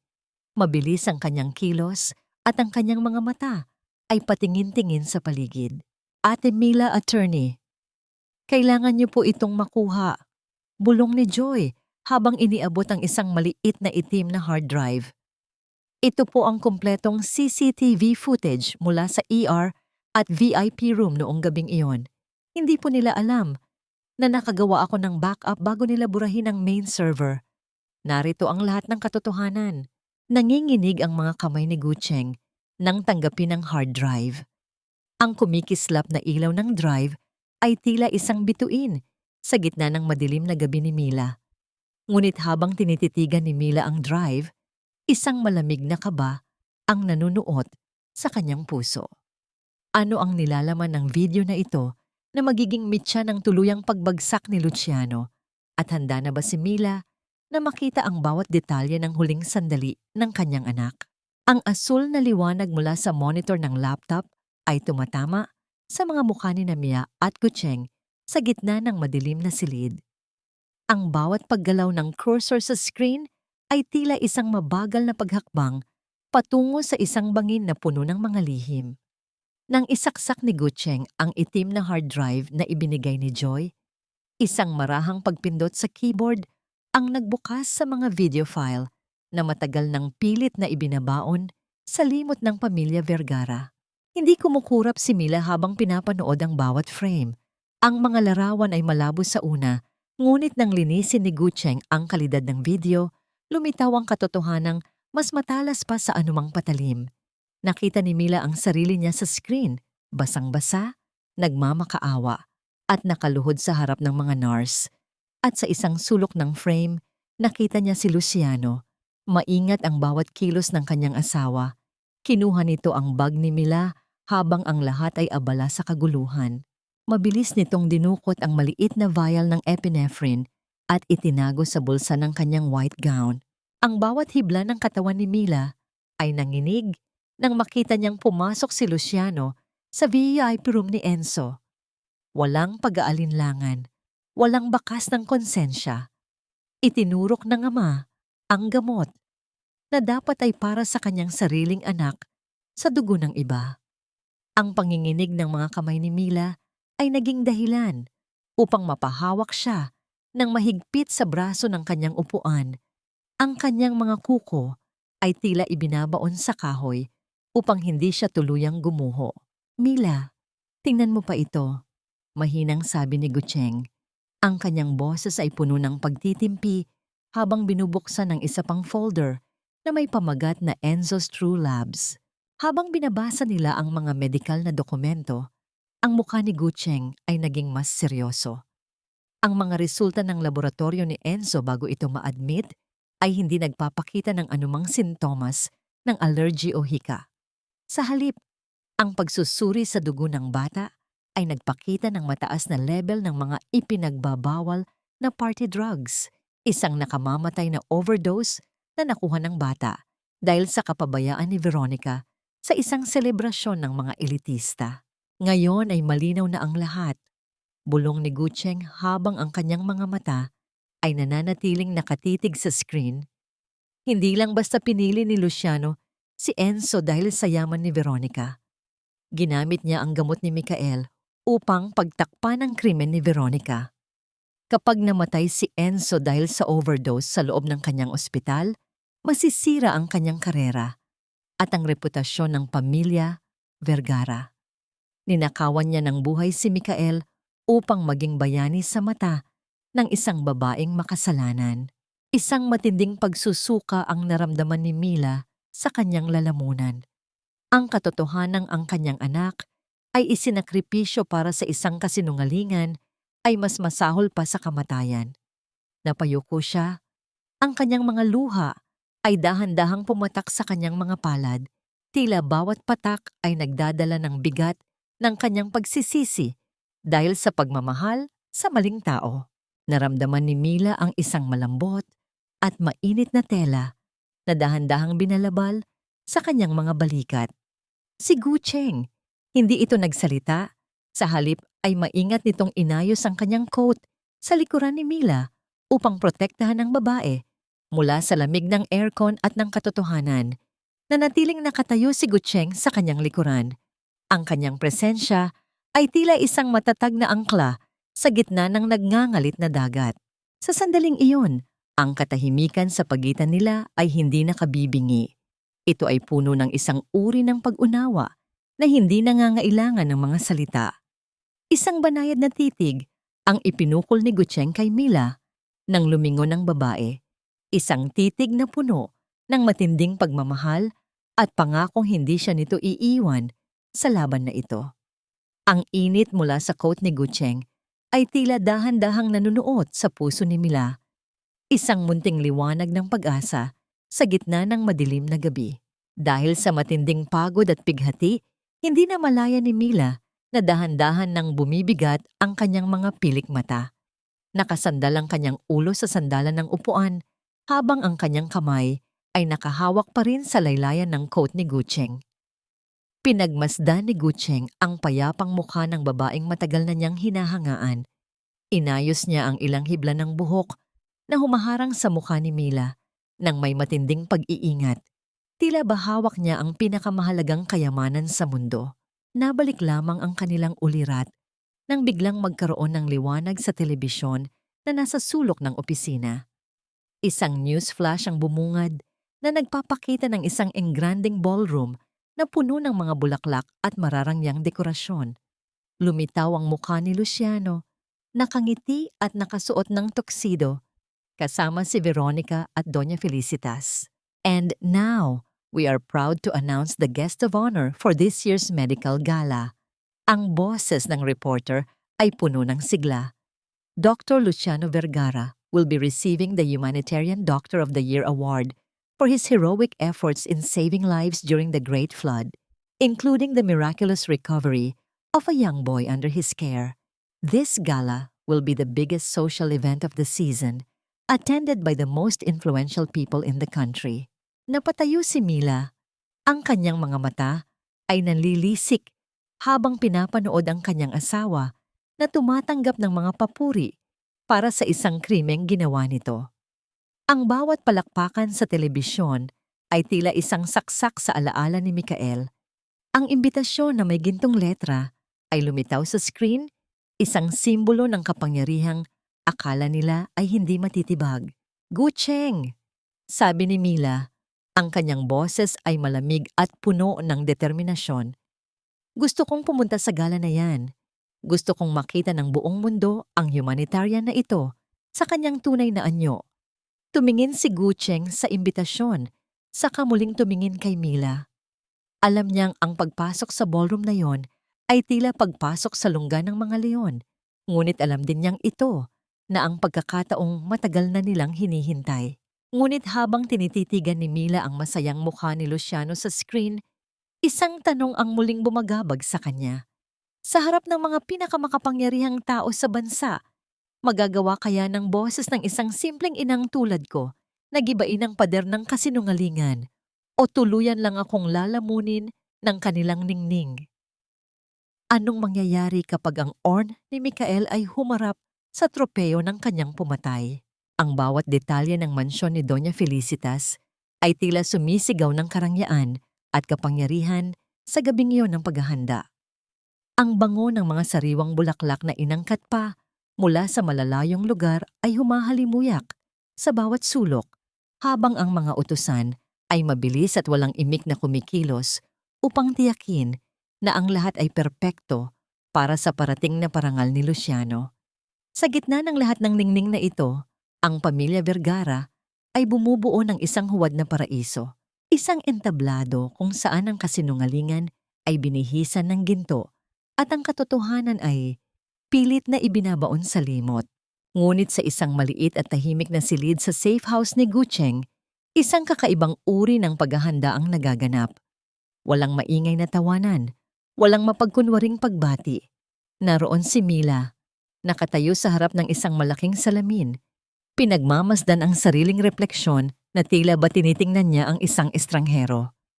Dinalhan siya ni Gucheng ng ilang pagpipiliang damit, ngunit ang kanyang mga kamay ay tumigil sa isang simpleng itim na bestida, isang morning dress na walang anumang palamuti. Iyon ang kanyang magiging baluti. Ang itim na tela ay sumisimbolo hindi lamang sa kanyang pighati, kundi sa isang matuwid na galit na handang sumunog sa bawat kasinungalingan ng mga Vergara. Dahan-dahang lumapit si Gucheng sa likuran ni Mila. Ang matatag na presensya ng abogado ay tila isang angkla na nagpapanatili sa kanya sa gitna ng nagngangalit na emosyon. Sa kanyang mga kamay ay hawak niya ang isang simpleng kwintas na may pendant na maliit na anghel, ang tanging alahas na ititira ni Mila sa kanyang katawan. Isang marahang paghinga ang kumawala sa mga labi ni Gucheng habang dahan-dahan niyang inilalagay ang kwintas sa leeg ni Mila. Naramdaman ni Mila ang init ng mga daliri ni Gucheng na bahagyang dumampi sa kanyang balat. Isang pakiramdam na tila kuryenteng gumagapang sa kanyang buong pagkatao. Ang bawat paggalaw ni Gucheng ay puno ng pag-iingat at matinding paggalang.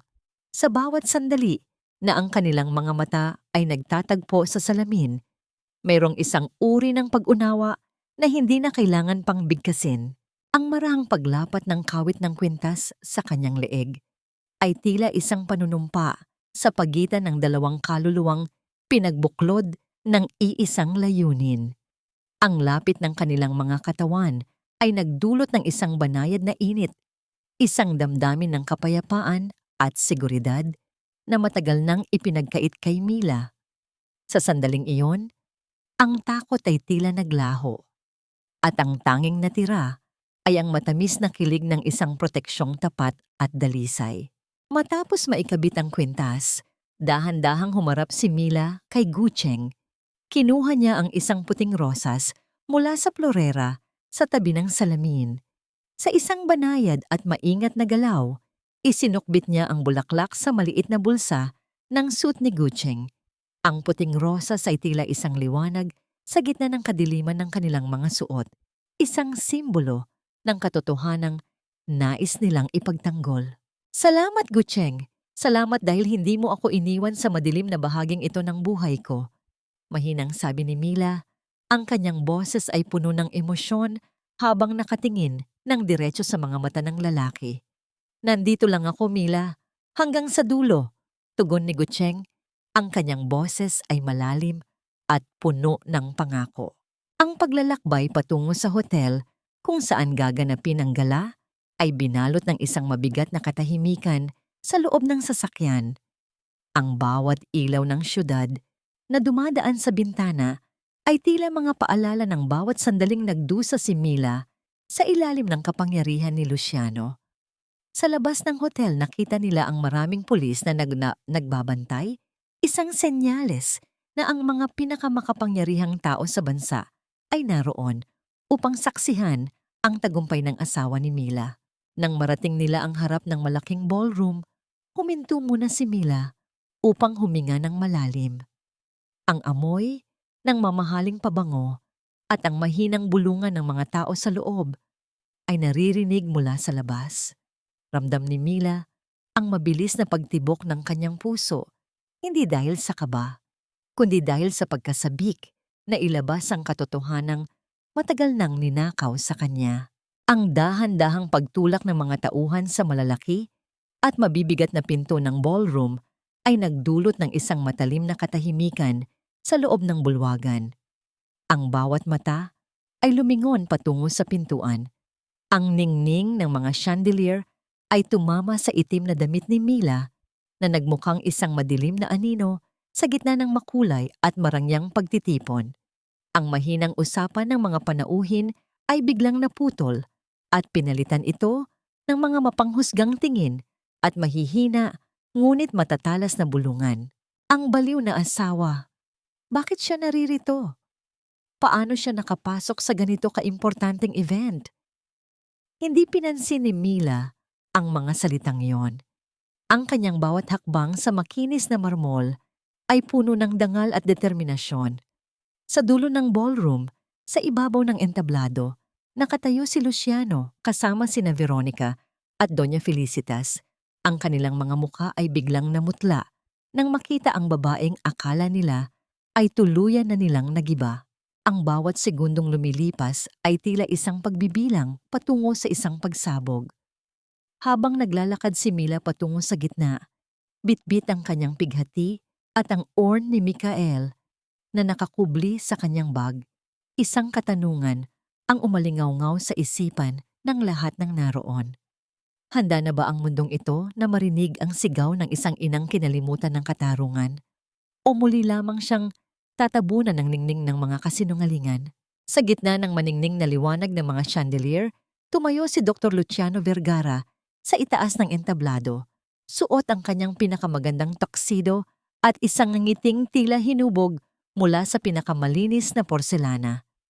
Hawak niya ang tropeyo ng Humanitarian Doctor of the Year, isang makinang na simbolo ng karangalang binuo sa ibabaw ng mga lihim at katahimikan.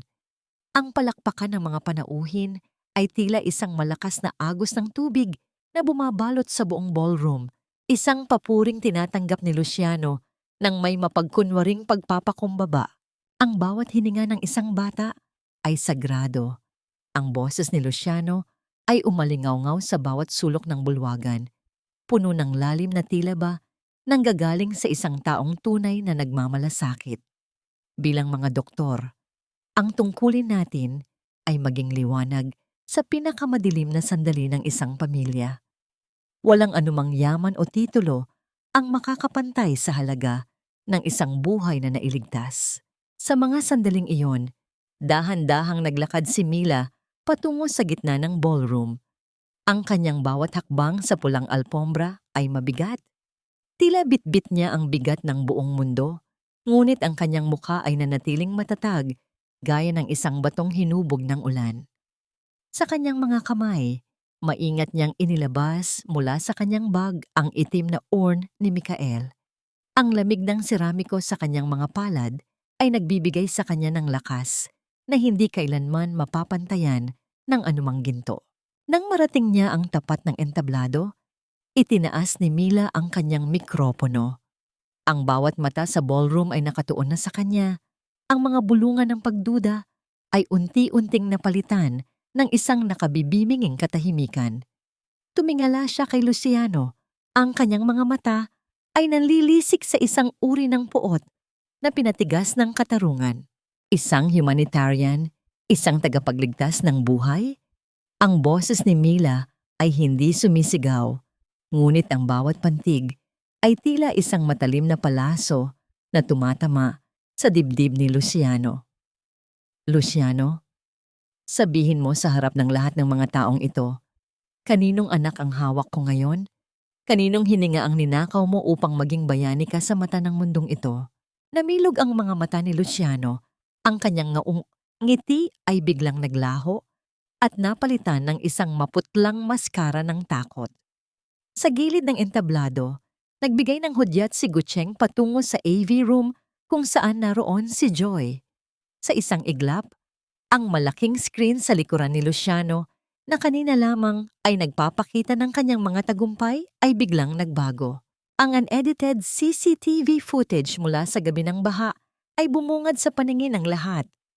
Nakita ng buong lipunan kung paano dinukot ni Luciano ang vial ng epinephrine mula sa bag ni Mila habang ang huli ay nakaluhod at nagmamakaawa. Nakita nila kung paano tinalikuran ng doktor ang kanyang sariling anak na nag-aagaw buhay sa stretcher upang unahin ang anak ng kanyang kabit. Ang boses ni Luciano sa video na puno ng lamig at kawalang puso ay umalingaw-ngaw sa buong ballroom. Wala na siyang pag-asa, Mila. I have to prioritize the child who still has a chance. Isang kolektibong singhap ng gulat ang nagmula sa mga panauhin. Ang mga flash ng kamera ng mga media ay nagsimulang kumislap ng mabilis, tila mga kidlat na naglalantad sa dumi ng pamilya Vergara. Hindi pa natatapos doon, inilabas ni Mila ang isang dokumentong nagpapatunay sa tunay na dahilan ng pagkakaospital ni Enzo, isang overdose sa illegal drugs dahil sa kapabayaan ni Veronica. Ninakaw mo ang gamot ni Mikael hindi dahil sa tunay na pangangailangan, kundi para pagtakpan ang mga lihim ninyo. Sigaw ni Mila habang nanginginig ang kanyang boses at tuluyang bumagsak ang mga luhang matagal niyang pinipigilan. Isinakripisyo mo pati ang sariling pamilya mo para lang sa ambisyon mo. Sa gitna ng kaguluhan, galit na sumugod si Veronica patungo kay Mila. Ang kanyang mukha ay puno ng panggigigil habang itinaas niya ang kanyang kamay upang sampalin ang babaeng sumisira sa kanyang buhay. Ngunit bago pa man dumapo ang palad nito, isang matatag na kamay ang sumalo sa kanyang braso, si Gucheng. Sa isang mabilis ngunit kontroladong galaw, itinulak ni Gucheng si Veronica palayo. Ang kanyang presensya ay tila isang bakal na panangga sa harap ni Mila. Huwag mong susubukang saktan ng kliyente ko. Ang boses ni Gucheng ay mababa at puno ng babala. Napalingon ang lahat kay Doña Felicitas. Ang matandang babaeng dati ay puno ng pagmamataas, ay dahan-dahang napaupo sa kanyang upuan. Ang kanyang mukha ay naging kasing puti ng kanyang mga perlas bago tuluyang nawalan ng malay dahil sa tindi ng kahihiyan. Ang kanyang pamilyang iningatan, ang pangalan sa loob ng maraming dekada, ay gumuho sa loob lamang ng ilang minuto. Dahan-dahang umakyat si Mila sa entablado. Huminto siya sa tapat ni Luciano na ngayon ay tila isang rebultong nawalan ng buhay. Kinuha ni Mila ang basyong vial ng epinephrine mula sa kanyang bulsa, ang basyong bote na naging mitya ng kamatayan ni Mikael. Sa isang banayad na galaw, ipinatong niya ito sa podium, sa tabi ng gintong tropeo ni Luciano. Ito ang tunay mong premyo, doktor. Mahinang bulong ni Mila. Sapat na upang marinig ng asawang pumatay sa kanyang kaligayahan. Tanggapin mo ang parangal na nararapat sa isang taong kayang pumatay ng sariling anak para sa isang pirasong tropeo. Ang mga reporter ay nagsimulang pumasok sa entablado. Ang mga katanungan nila ay tila mga bala na humahabol kay Luciano. Ang malamig na tunog ng mga posas na inilabas ng mga pulis sa gilid ng ballroom ay naging huling hudyat ng pagtatapos ng kanyang kapangyarihan. Habang hinihila si Luciano at Veronica palayo ng mga awtoridad, nanatiling nakatayo si Mila sa gitna ng entablado, yakap-yakap ang urn ni Mikael. Ang kanyang mga luha ay dahan-dahang pumatak sa ibabaw ng seramiko. Ngunit sa pagkakataong ito, hindi ito luha ng kawalang pag-asa. Ito ay luha ng katarungang matagal nang naghintay sa dilim. Lumingon siya kay Gucheng na nananatiling nakatayo sa ibaba. Ang mga mata nito ay puno ng paghanga at matinding paggalang. Sa gitna ng kaguluhang iyon, ang kanilang mga titig ay muling nagtagpo. Isang tahimik na pagkilala na ang pinakamalaking unos ay lumipas na, ngunit ang tunay na paghilom ay nagsisimula pa lamang. Gayunpaman, habang pinapanood ni Mila ang pagbagsak ng mansyon ng mga kasinungalingan, isang malamig na katanungan ang muling bumagabag sa kanyang isipan. Matapos ang lahat ng galit at paghihiganti, matututuhan ko pa kaya ang huminga nang hindi nararamdaman ang bigat ng urn na ito sa aking dibdib? Sapat na ba ang katarungan upang punan ng puwang na iniwan ng isang huling yakap na hindi na kailanman magaganap? Sa loob ng 4 na sulok ng isang malamig at kulay abong selda, ang tanyag na pangalan ni Dr. Luciano Vergara ay naglaho na parang usok sa hangin. Wala na ang kanyang malinis na white gown, wala na ang kanyang kumikinang na stethoscope, at wala na ang paggalang na dati ay ibinibigay sa kanya ng lipunan. Ang tanging suot niya ngayon ay ang dilaw na uniforme ng isang bilanggo, na tila isang permanenteng mantsa sa kanyang pagkatao. Ang bawat pagtama ng kanyang kamao sa magaspang na pader ng selda ay nagbibigay ng isang mapurol na tunog na tila sumasabay sa kanyang nag-aalab na galit at pagsisisi. Kasalanan mo ito, Veronica. Kung hindi dahil sa katigasan ng ulo mo at sa lintik na party drugs na yan, hindi ako aabot sa ganito. Ang sigaw ni Luciano na umalingaw-ngaw sa tahimik na pasilyo ng piitan, ngunit ang tanging sumasagot sa kanya ay ang sarili niyang tinig na bumabalik mula sa malamig na semento. Tinanggalan na siya ng lisensya ng medical board at ang kanyang karera na binuo sa loob ng maraming dekada ay gumuho na parang isang bahay na gawa sa baraha. Sa kabilang dako, sa gitna ng kaguluhan sa Ninoy Aquino International Airport, ang pagtatangka ni Veronica de la Cruz na tumakas ay nauwi sa isang masakit na kahihiyan. Ang bawat hakbang niya sa marmol na sahig patungo sa boarding gate ay mabilis na napigilan ng mga awtoridad. Ang mga flash ng kamera mula sa mga reporter ay tila mga kidlat na bumubulag sa kanya, habang ang mga katanungan ng media ay parang mga bala na bumabaon sa kanyang huling pagmamalaki. Wala na ang kanyang marangyang imahe, ang kanyang buhok ay gulo-gulo, at ang kanyang mukha ay puno ng takot, habang kinakaladkad siya palayo. Ang tunog ng mga metal na posas na naglalapat sa kanyang mga pulso ay naging huling hudyat ng kanyang pagbagsak. Samantala, sa loob ng malaking mansyon ng mga Vergara, ang katahimikan ay tila isang mabigat na kumot na bumabalot sa bawat silid. Nakaupo si Doña Felicitas sa kanyang paboritong silya sa gitna ng madilim na sala. Ang mga chandelier na dati ay nagbibigay ng nakasisilaw na liwanag ay nakapatay na ngayon dahil sa pagkumpiska ng bangko sa kanilang mga ari-arian. Ang bawat anino sa pader ay tila nanunumbat sa matanda. Ang kanyang mga kaibigan sa alta sosyedad na dati ay palaging nakapaligid sa kanya ay naglaho na parang bulanang pumutok ang iskandalo. Mag-isa siyang naiwan sa gitna ng kanyang imperyong gumuho. Ang tanging naririnig niya ay ang mahina at mabagal na pagtibok ng kanyang sariling puso na puno ng pangungulila sa dangal na kailanman ay hindi na maibabalik. Nabalik ang diwa ni Mila nang makita niya ang mga balitang ito sa telebisyon sa loob ng kanyang bagong maliit na apartment. Hindi na ito ang mansyon ng mga Vergara, ngunit para sa kanya, ang bawat sulok ng silid na ito ay puno ng isang uri ng kalayaan na matagal nang ipinagkait sa kanya. Nakaupo siya sa isang simpleng sofa, hawak ang isang baso ng mainit na tsa, habang ang singaw nito ay dahan-dahang humahalo sa kapayapaan ng gabi. Sa kanyang tabi, nananatiling nakaupo si Gucheng. Hindi ito nagsasalita, ngunit ang kanyang presensya ay tila isang matatag na pundasyon na nagbibigay kay Mila ng lakas upang harapin ang bukas. Napansin ni Mila ang malalim na buntong hininga na kumawala sa kanyang sariling dibdib. Isang buntong hininga na tila nagtanggal sa isang dambuhalang bato na matagal nang nakadagan sa kanyang puso. "Justice is finally served, Mila," mahinang sabi ni Gucheng. Ang kanyang boses ay malalim at puno ng kapanatagan. Wala na silang magagawa upang saktan ka pa. Tumingin si Mila sa bintana kung saan ang sikat ng buwan ay dahan-dahang tumatama sa kanyang mukha.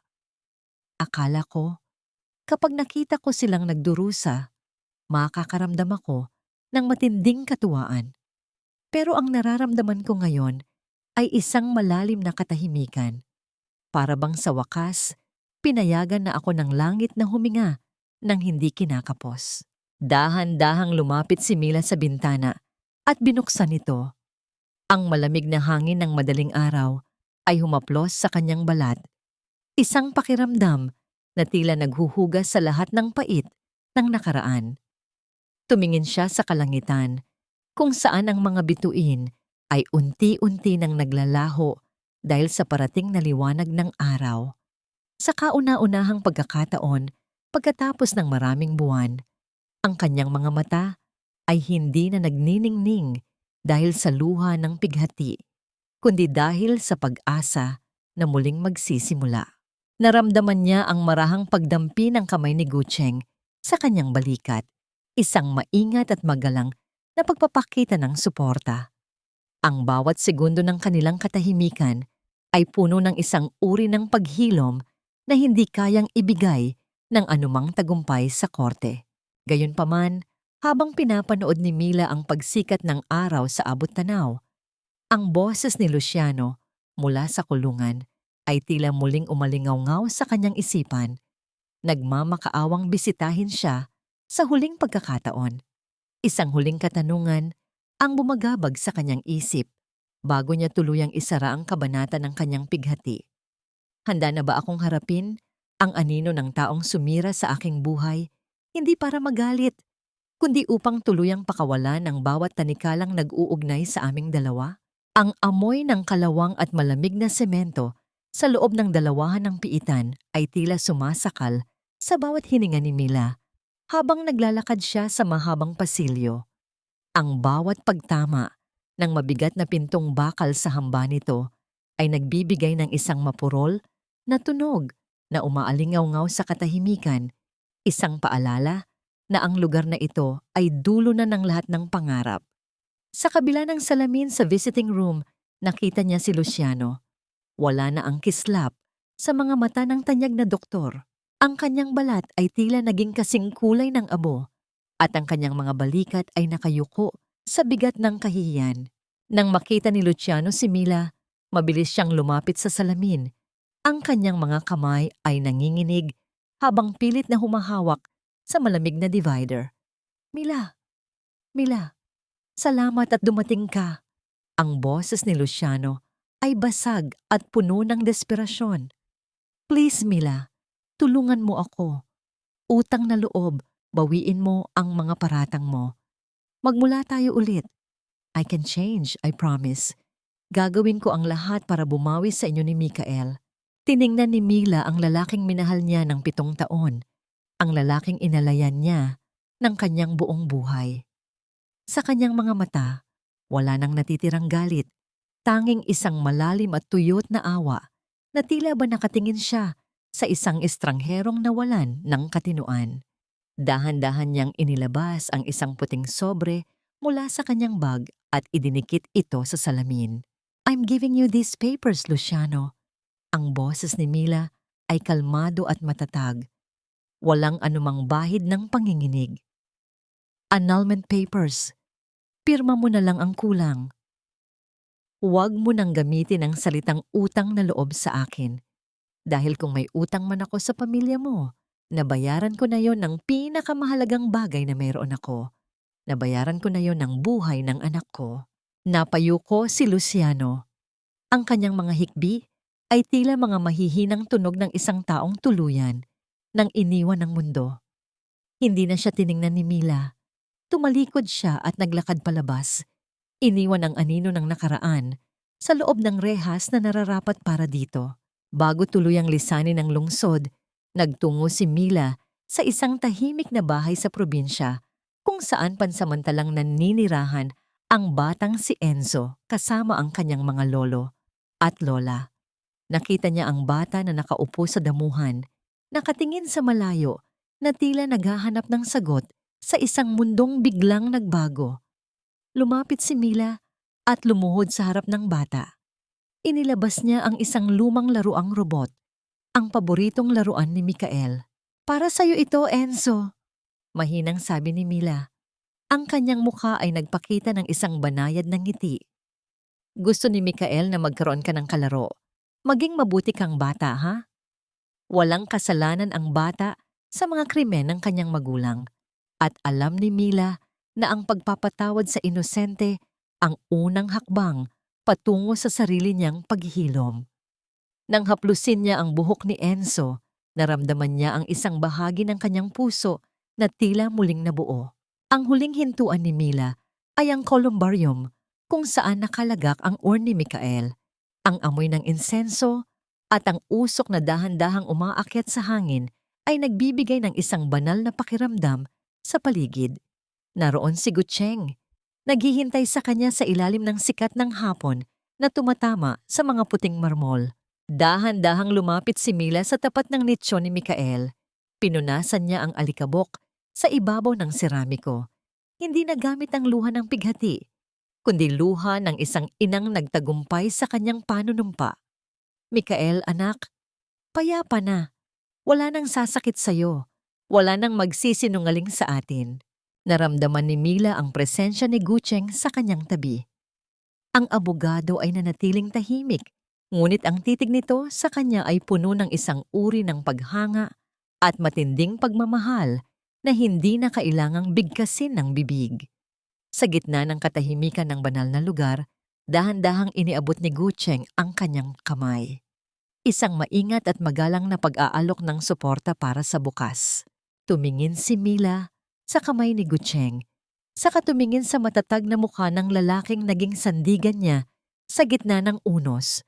Dahan-dahan niyang ipinatong ang kanyang palad sa kamay nito, hinahayaang maglapat ang kanilang mga balat sa isang mainit at tapat na paghawak. Hindi ito binitawan ni Mila. Sa halip, mas hinigpitan niya ang kapit, isang senyales na handa na siyang humakbang palabas ng kadiliman. Naglakad sila palabas ng columbarium habang ang araw ay dahan-dahang lumulubog sa abot tanaw na nag-iiwan ng kulay kahel na liwanag sa kalsada. Ang bawat hakbang ni Mila ay tila mas magaan. Ang bawat paghinga ay mas malalim. Ang tanikalang nagtali sa kanya sa nakaraan ay tuluyan ng naputol. Ngunit sa gitna ng kanyang bagong nahanap na kapayapaan, isang huling tanong ang umalingaw-ngaw sa kanyang isipan habang nakatingin sa malawak na langit. Ngayong wala na ang galit na nagpapatakbo sa akin, ano na ang anyo ng buhay na aking bubuuin sa ibabaw ng mga guhong ito? Sapat na ba ang paghilom upang muling maniwala sa isang pag-ibig na hindi humihingi ng anumang kapalit? Ang sikat ng umaga ay dahan-dahang gumagapang sa puting pader ng isang bagong gusali na tila isang banayad na haplos ng pag-asa sa gitna ng lungsod. Sa itaas ng pintuan, nakasabit ang isang tanso na karatula na may ukit ng pangalang Michael House. Ang bawat letra ay kumikinang sa ilalim ng araw.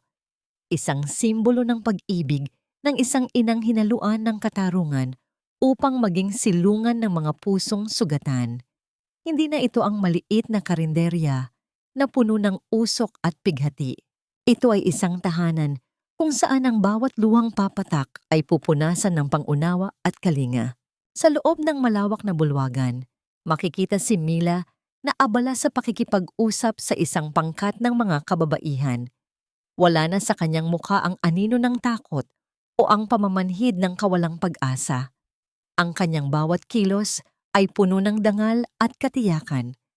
Habang hinahawakan niya ang kamay ng isang inang umiiyak dahil sa naranasang kawalang katarungan sa isang ospital, ang boses ni Mila ay matatag at malambot.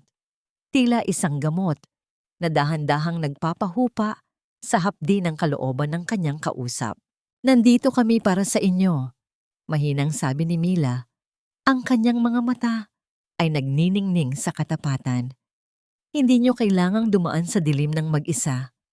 Ang boses niyo ay may halaga at gagawin natin ang lahat upang marinig iyon ng buong mundo. Sa isang sulok ng silid, nakaupo si Gucheng sa harap ng isang mesa na punong-puno ng mga legal na dokumento. Ang kanyang mga mata ay patingin-tingin kay Mila, isang lihim na paghanga na hindi nawawala sa bawat sandaling lumilipas. Siya ang naging haligi ng Michael House. Tinitiyak na ang bawat inang lalapit ay mabibigyan ng libreng legal na tulong upang ipaglaban ang kanilang mga karapatan. Ang kanyang presensya ay hindi lamang bilang isang abogado, kundi bilang isang katuwang na handang manatili sa likuran upang hayaang sumikat ang liwanag ni Mila. Pagsapit ng gabi, nang ang lahat ng panauhin ay nakaalis na at ang katahimikan ay muling bumalot sa gusali, lumabas sina Mila at Gucheng sa maliit na balkonahe sa ikalawang palapag. Ang mahinang ihip ng hangin ay nagdadala ng amoy ng ulan mula sa malayo. Ngunit sa pagkakataong ito, ang amoy na iyon ay hindi na nagdudulot ng kaba sa dibdib ni Mila. Ang malayo at makukulay na ilaw ng Maynila ay tila mga bituing nagkakalat sa lupa, sumasalamin sa kapayapaang nahanap nila sa gitna ng ingay.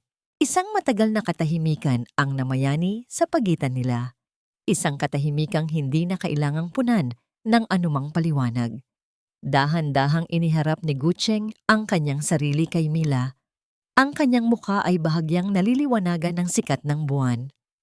Ang kanyang titig ay malalim at puno ng isang uri ng katapatan na tanging sa mga taong dumaan sa matinding unos lamang makikita.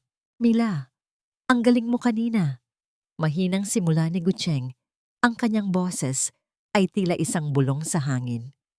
Nakikita ko sa mga mata ng mga inang iyon na ikaw ang naging sagot sa kanilang mga dasal. You've turned your pain into a sanctuary for others. Tumingin si Mila sa kanyang mga kamay na nakapatong sa rehas ng balkonahe. Hindi ko ito magagawa kung wala ka, Gucheng. Ikaw ang nagturo sa akin na ang katarungan ay hindi lang tungkol sa pagpaparusa sa mga nagkasala, kundi tungkol din sa pagbuo muli ng sarili. Humakbang ng kaunti si Gucheng, sapat na upang maramdaman ni Mila ang init ng kanyang presensya. Gusto kong malaman mo, Mila, na hindi kita minamadali. Alam kong marami pang kailangang hilumin sa loob mo. But I want to stay. I want to be part of the life you're building. Nandito lang ako, sa tabi mo, hanggang sa oras na handa ka na muling tumingin sa hinaharap na kasama ako. Naramdaman ni Mila ang isang pamilyar na kiliti sa kanyang dibdib, ang matamis na kilig na akala niya ay tuluyan nang namatay kasama ng kanyang mga pangarap noon. Ang bawat salita ni Gucheng ay tila isang malambot na kumot na bumabalot sa kanyang pagkatao, nagbibigay ng seguridad at halaga na hindi kailanman ibinigay sa kanya ni Luciano.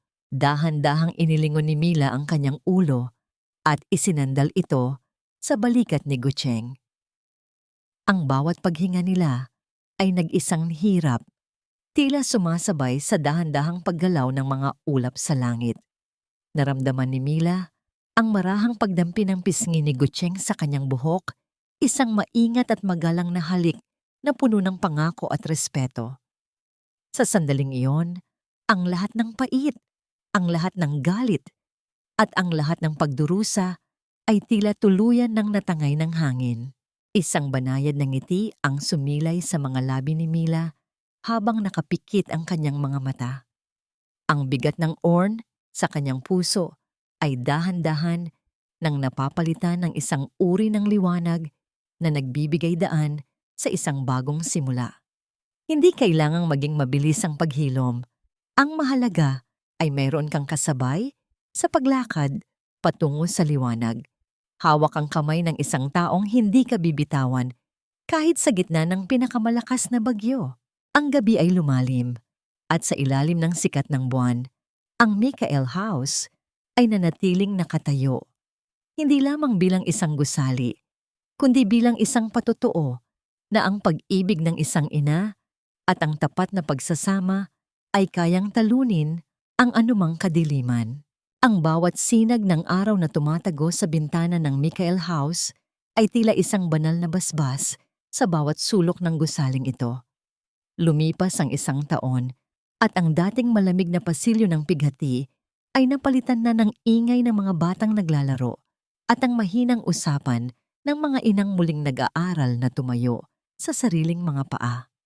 Ang bango ng sariwang kape at nilulutong pagkain mula sa bagong kusina ay nagbibigay ng init na hindi matatagpuan sa anumang mansyon.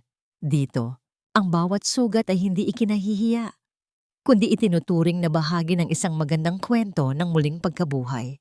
Sa gitna ng tanggapan, nakatayo ang isang malaking kwadro. Iyon ang huling iginuhit ni Michael, ang pamilyang magkahawak kamay sa ilalim ng araw. Ngunit sa pagkakataong ito, hindi na lungkot ang nararamdaman ni Mila tuwing tinitingnan niya ito. Ang bawat linya ng Crayola ay tila isang mensahe mula sa kanyang anak. Nagpapaalala na ang pag-ibig ay hindi natatapos sa huling hininga. Dahan-dahang hinaplos ni Mila ang salamin ng kwadro. Ang kanyang mga daliri ay hindi na nanginginig sa galit, kundi payapa sa gitna ng katarungang kanyang nakamit. Ang balita mula sa labas ay tila malayo na sa kanyang bagong mundo.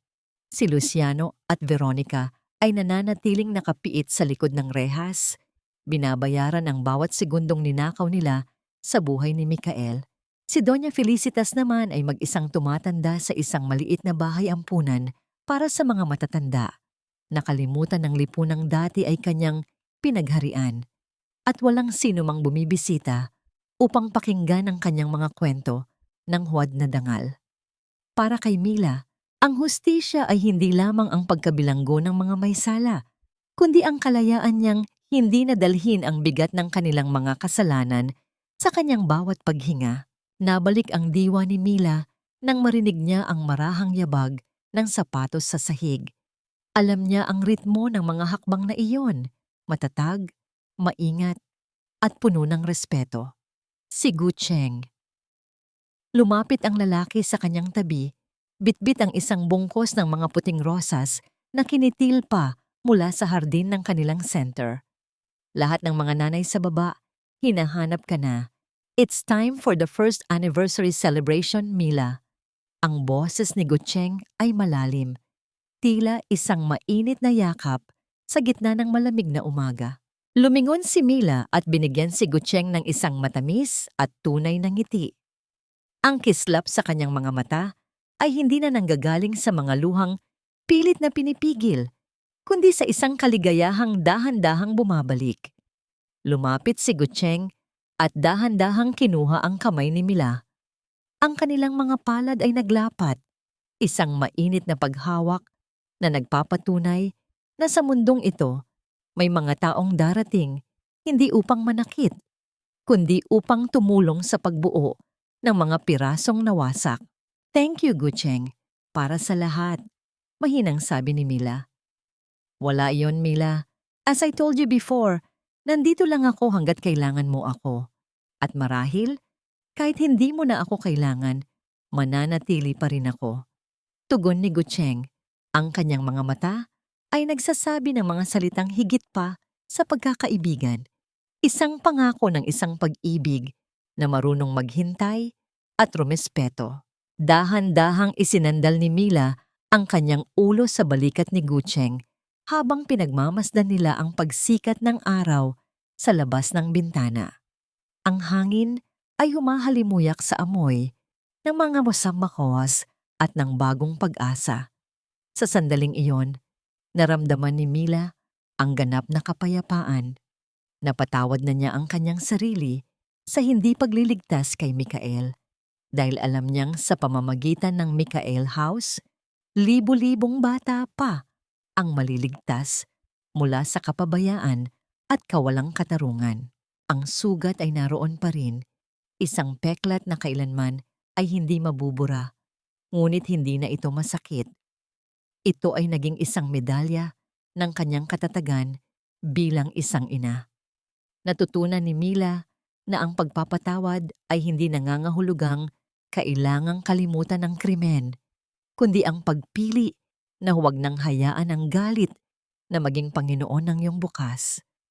Ang katarungan ay nakamit na, ang katinuan ay napatunayan, at sa wakas, ang kanyang puso ay malaya na.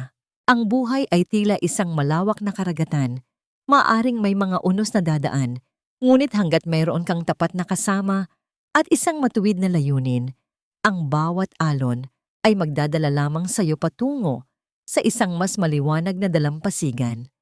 Ang pagmamahal ay hindi bulag na pagsasakripisyo hanggang sa maubos ka. Ang tunay na pagmamahal ay ang lakas na tumayo para sa katotohanan at ang tapang na muling buksan ng puso sa isang taong karapat-dapat sa bawat tibok nito. Dahan-dahang lumabas ang dalawa mula sa silid, magkahawak kamay na bumaba patungo sa bulwagan kung saan naghihintay ang kanilang bagong pamilya. Ang anino ng ni Mikael ay nanatiling payapa sa kanyang dambana, na tila nakangiti rin sa bawat hakbang ng kanyang ina patungo sa liwanag. Tapos na ang gabi ng pighati. Ang umaga ay narito na, at sa pagkakataong ito ay mananatili habang buhay.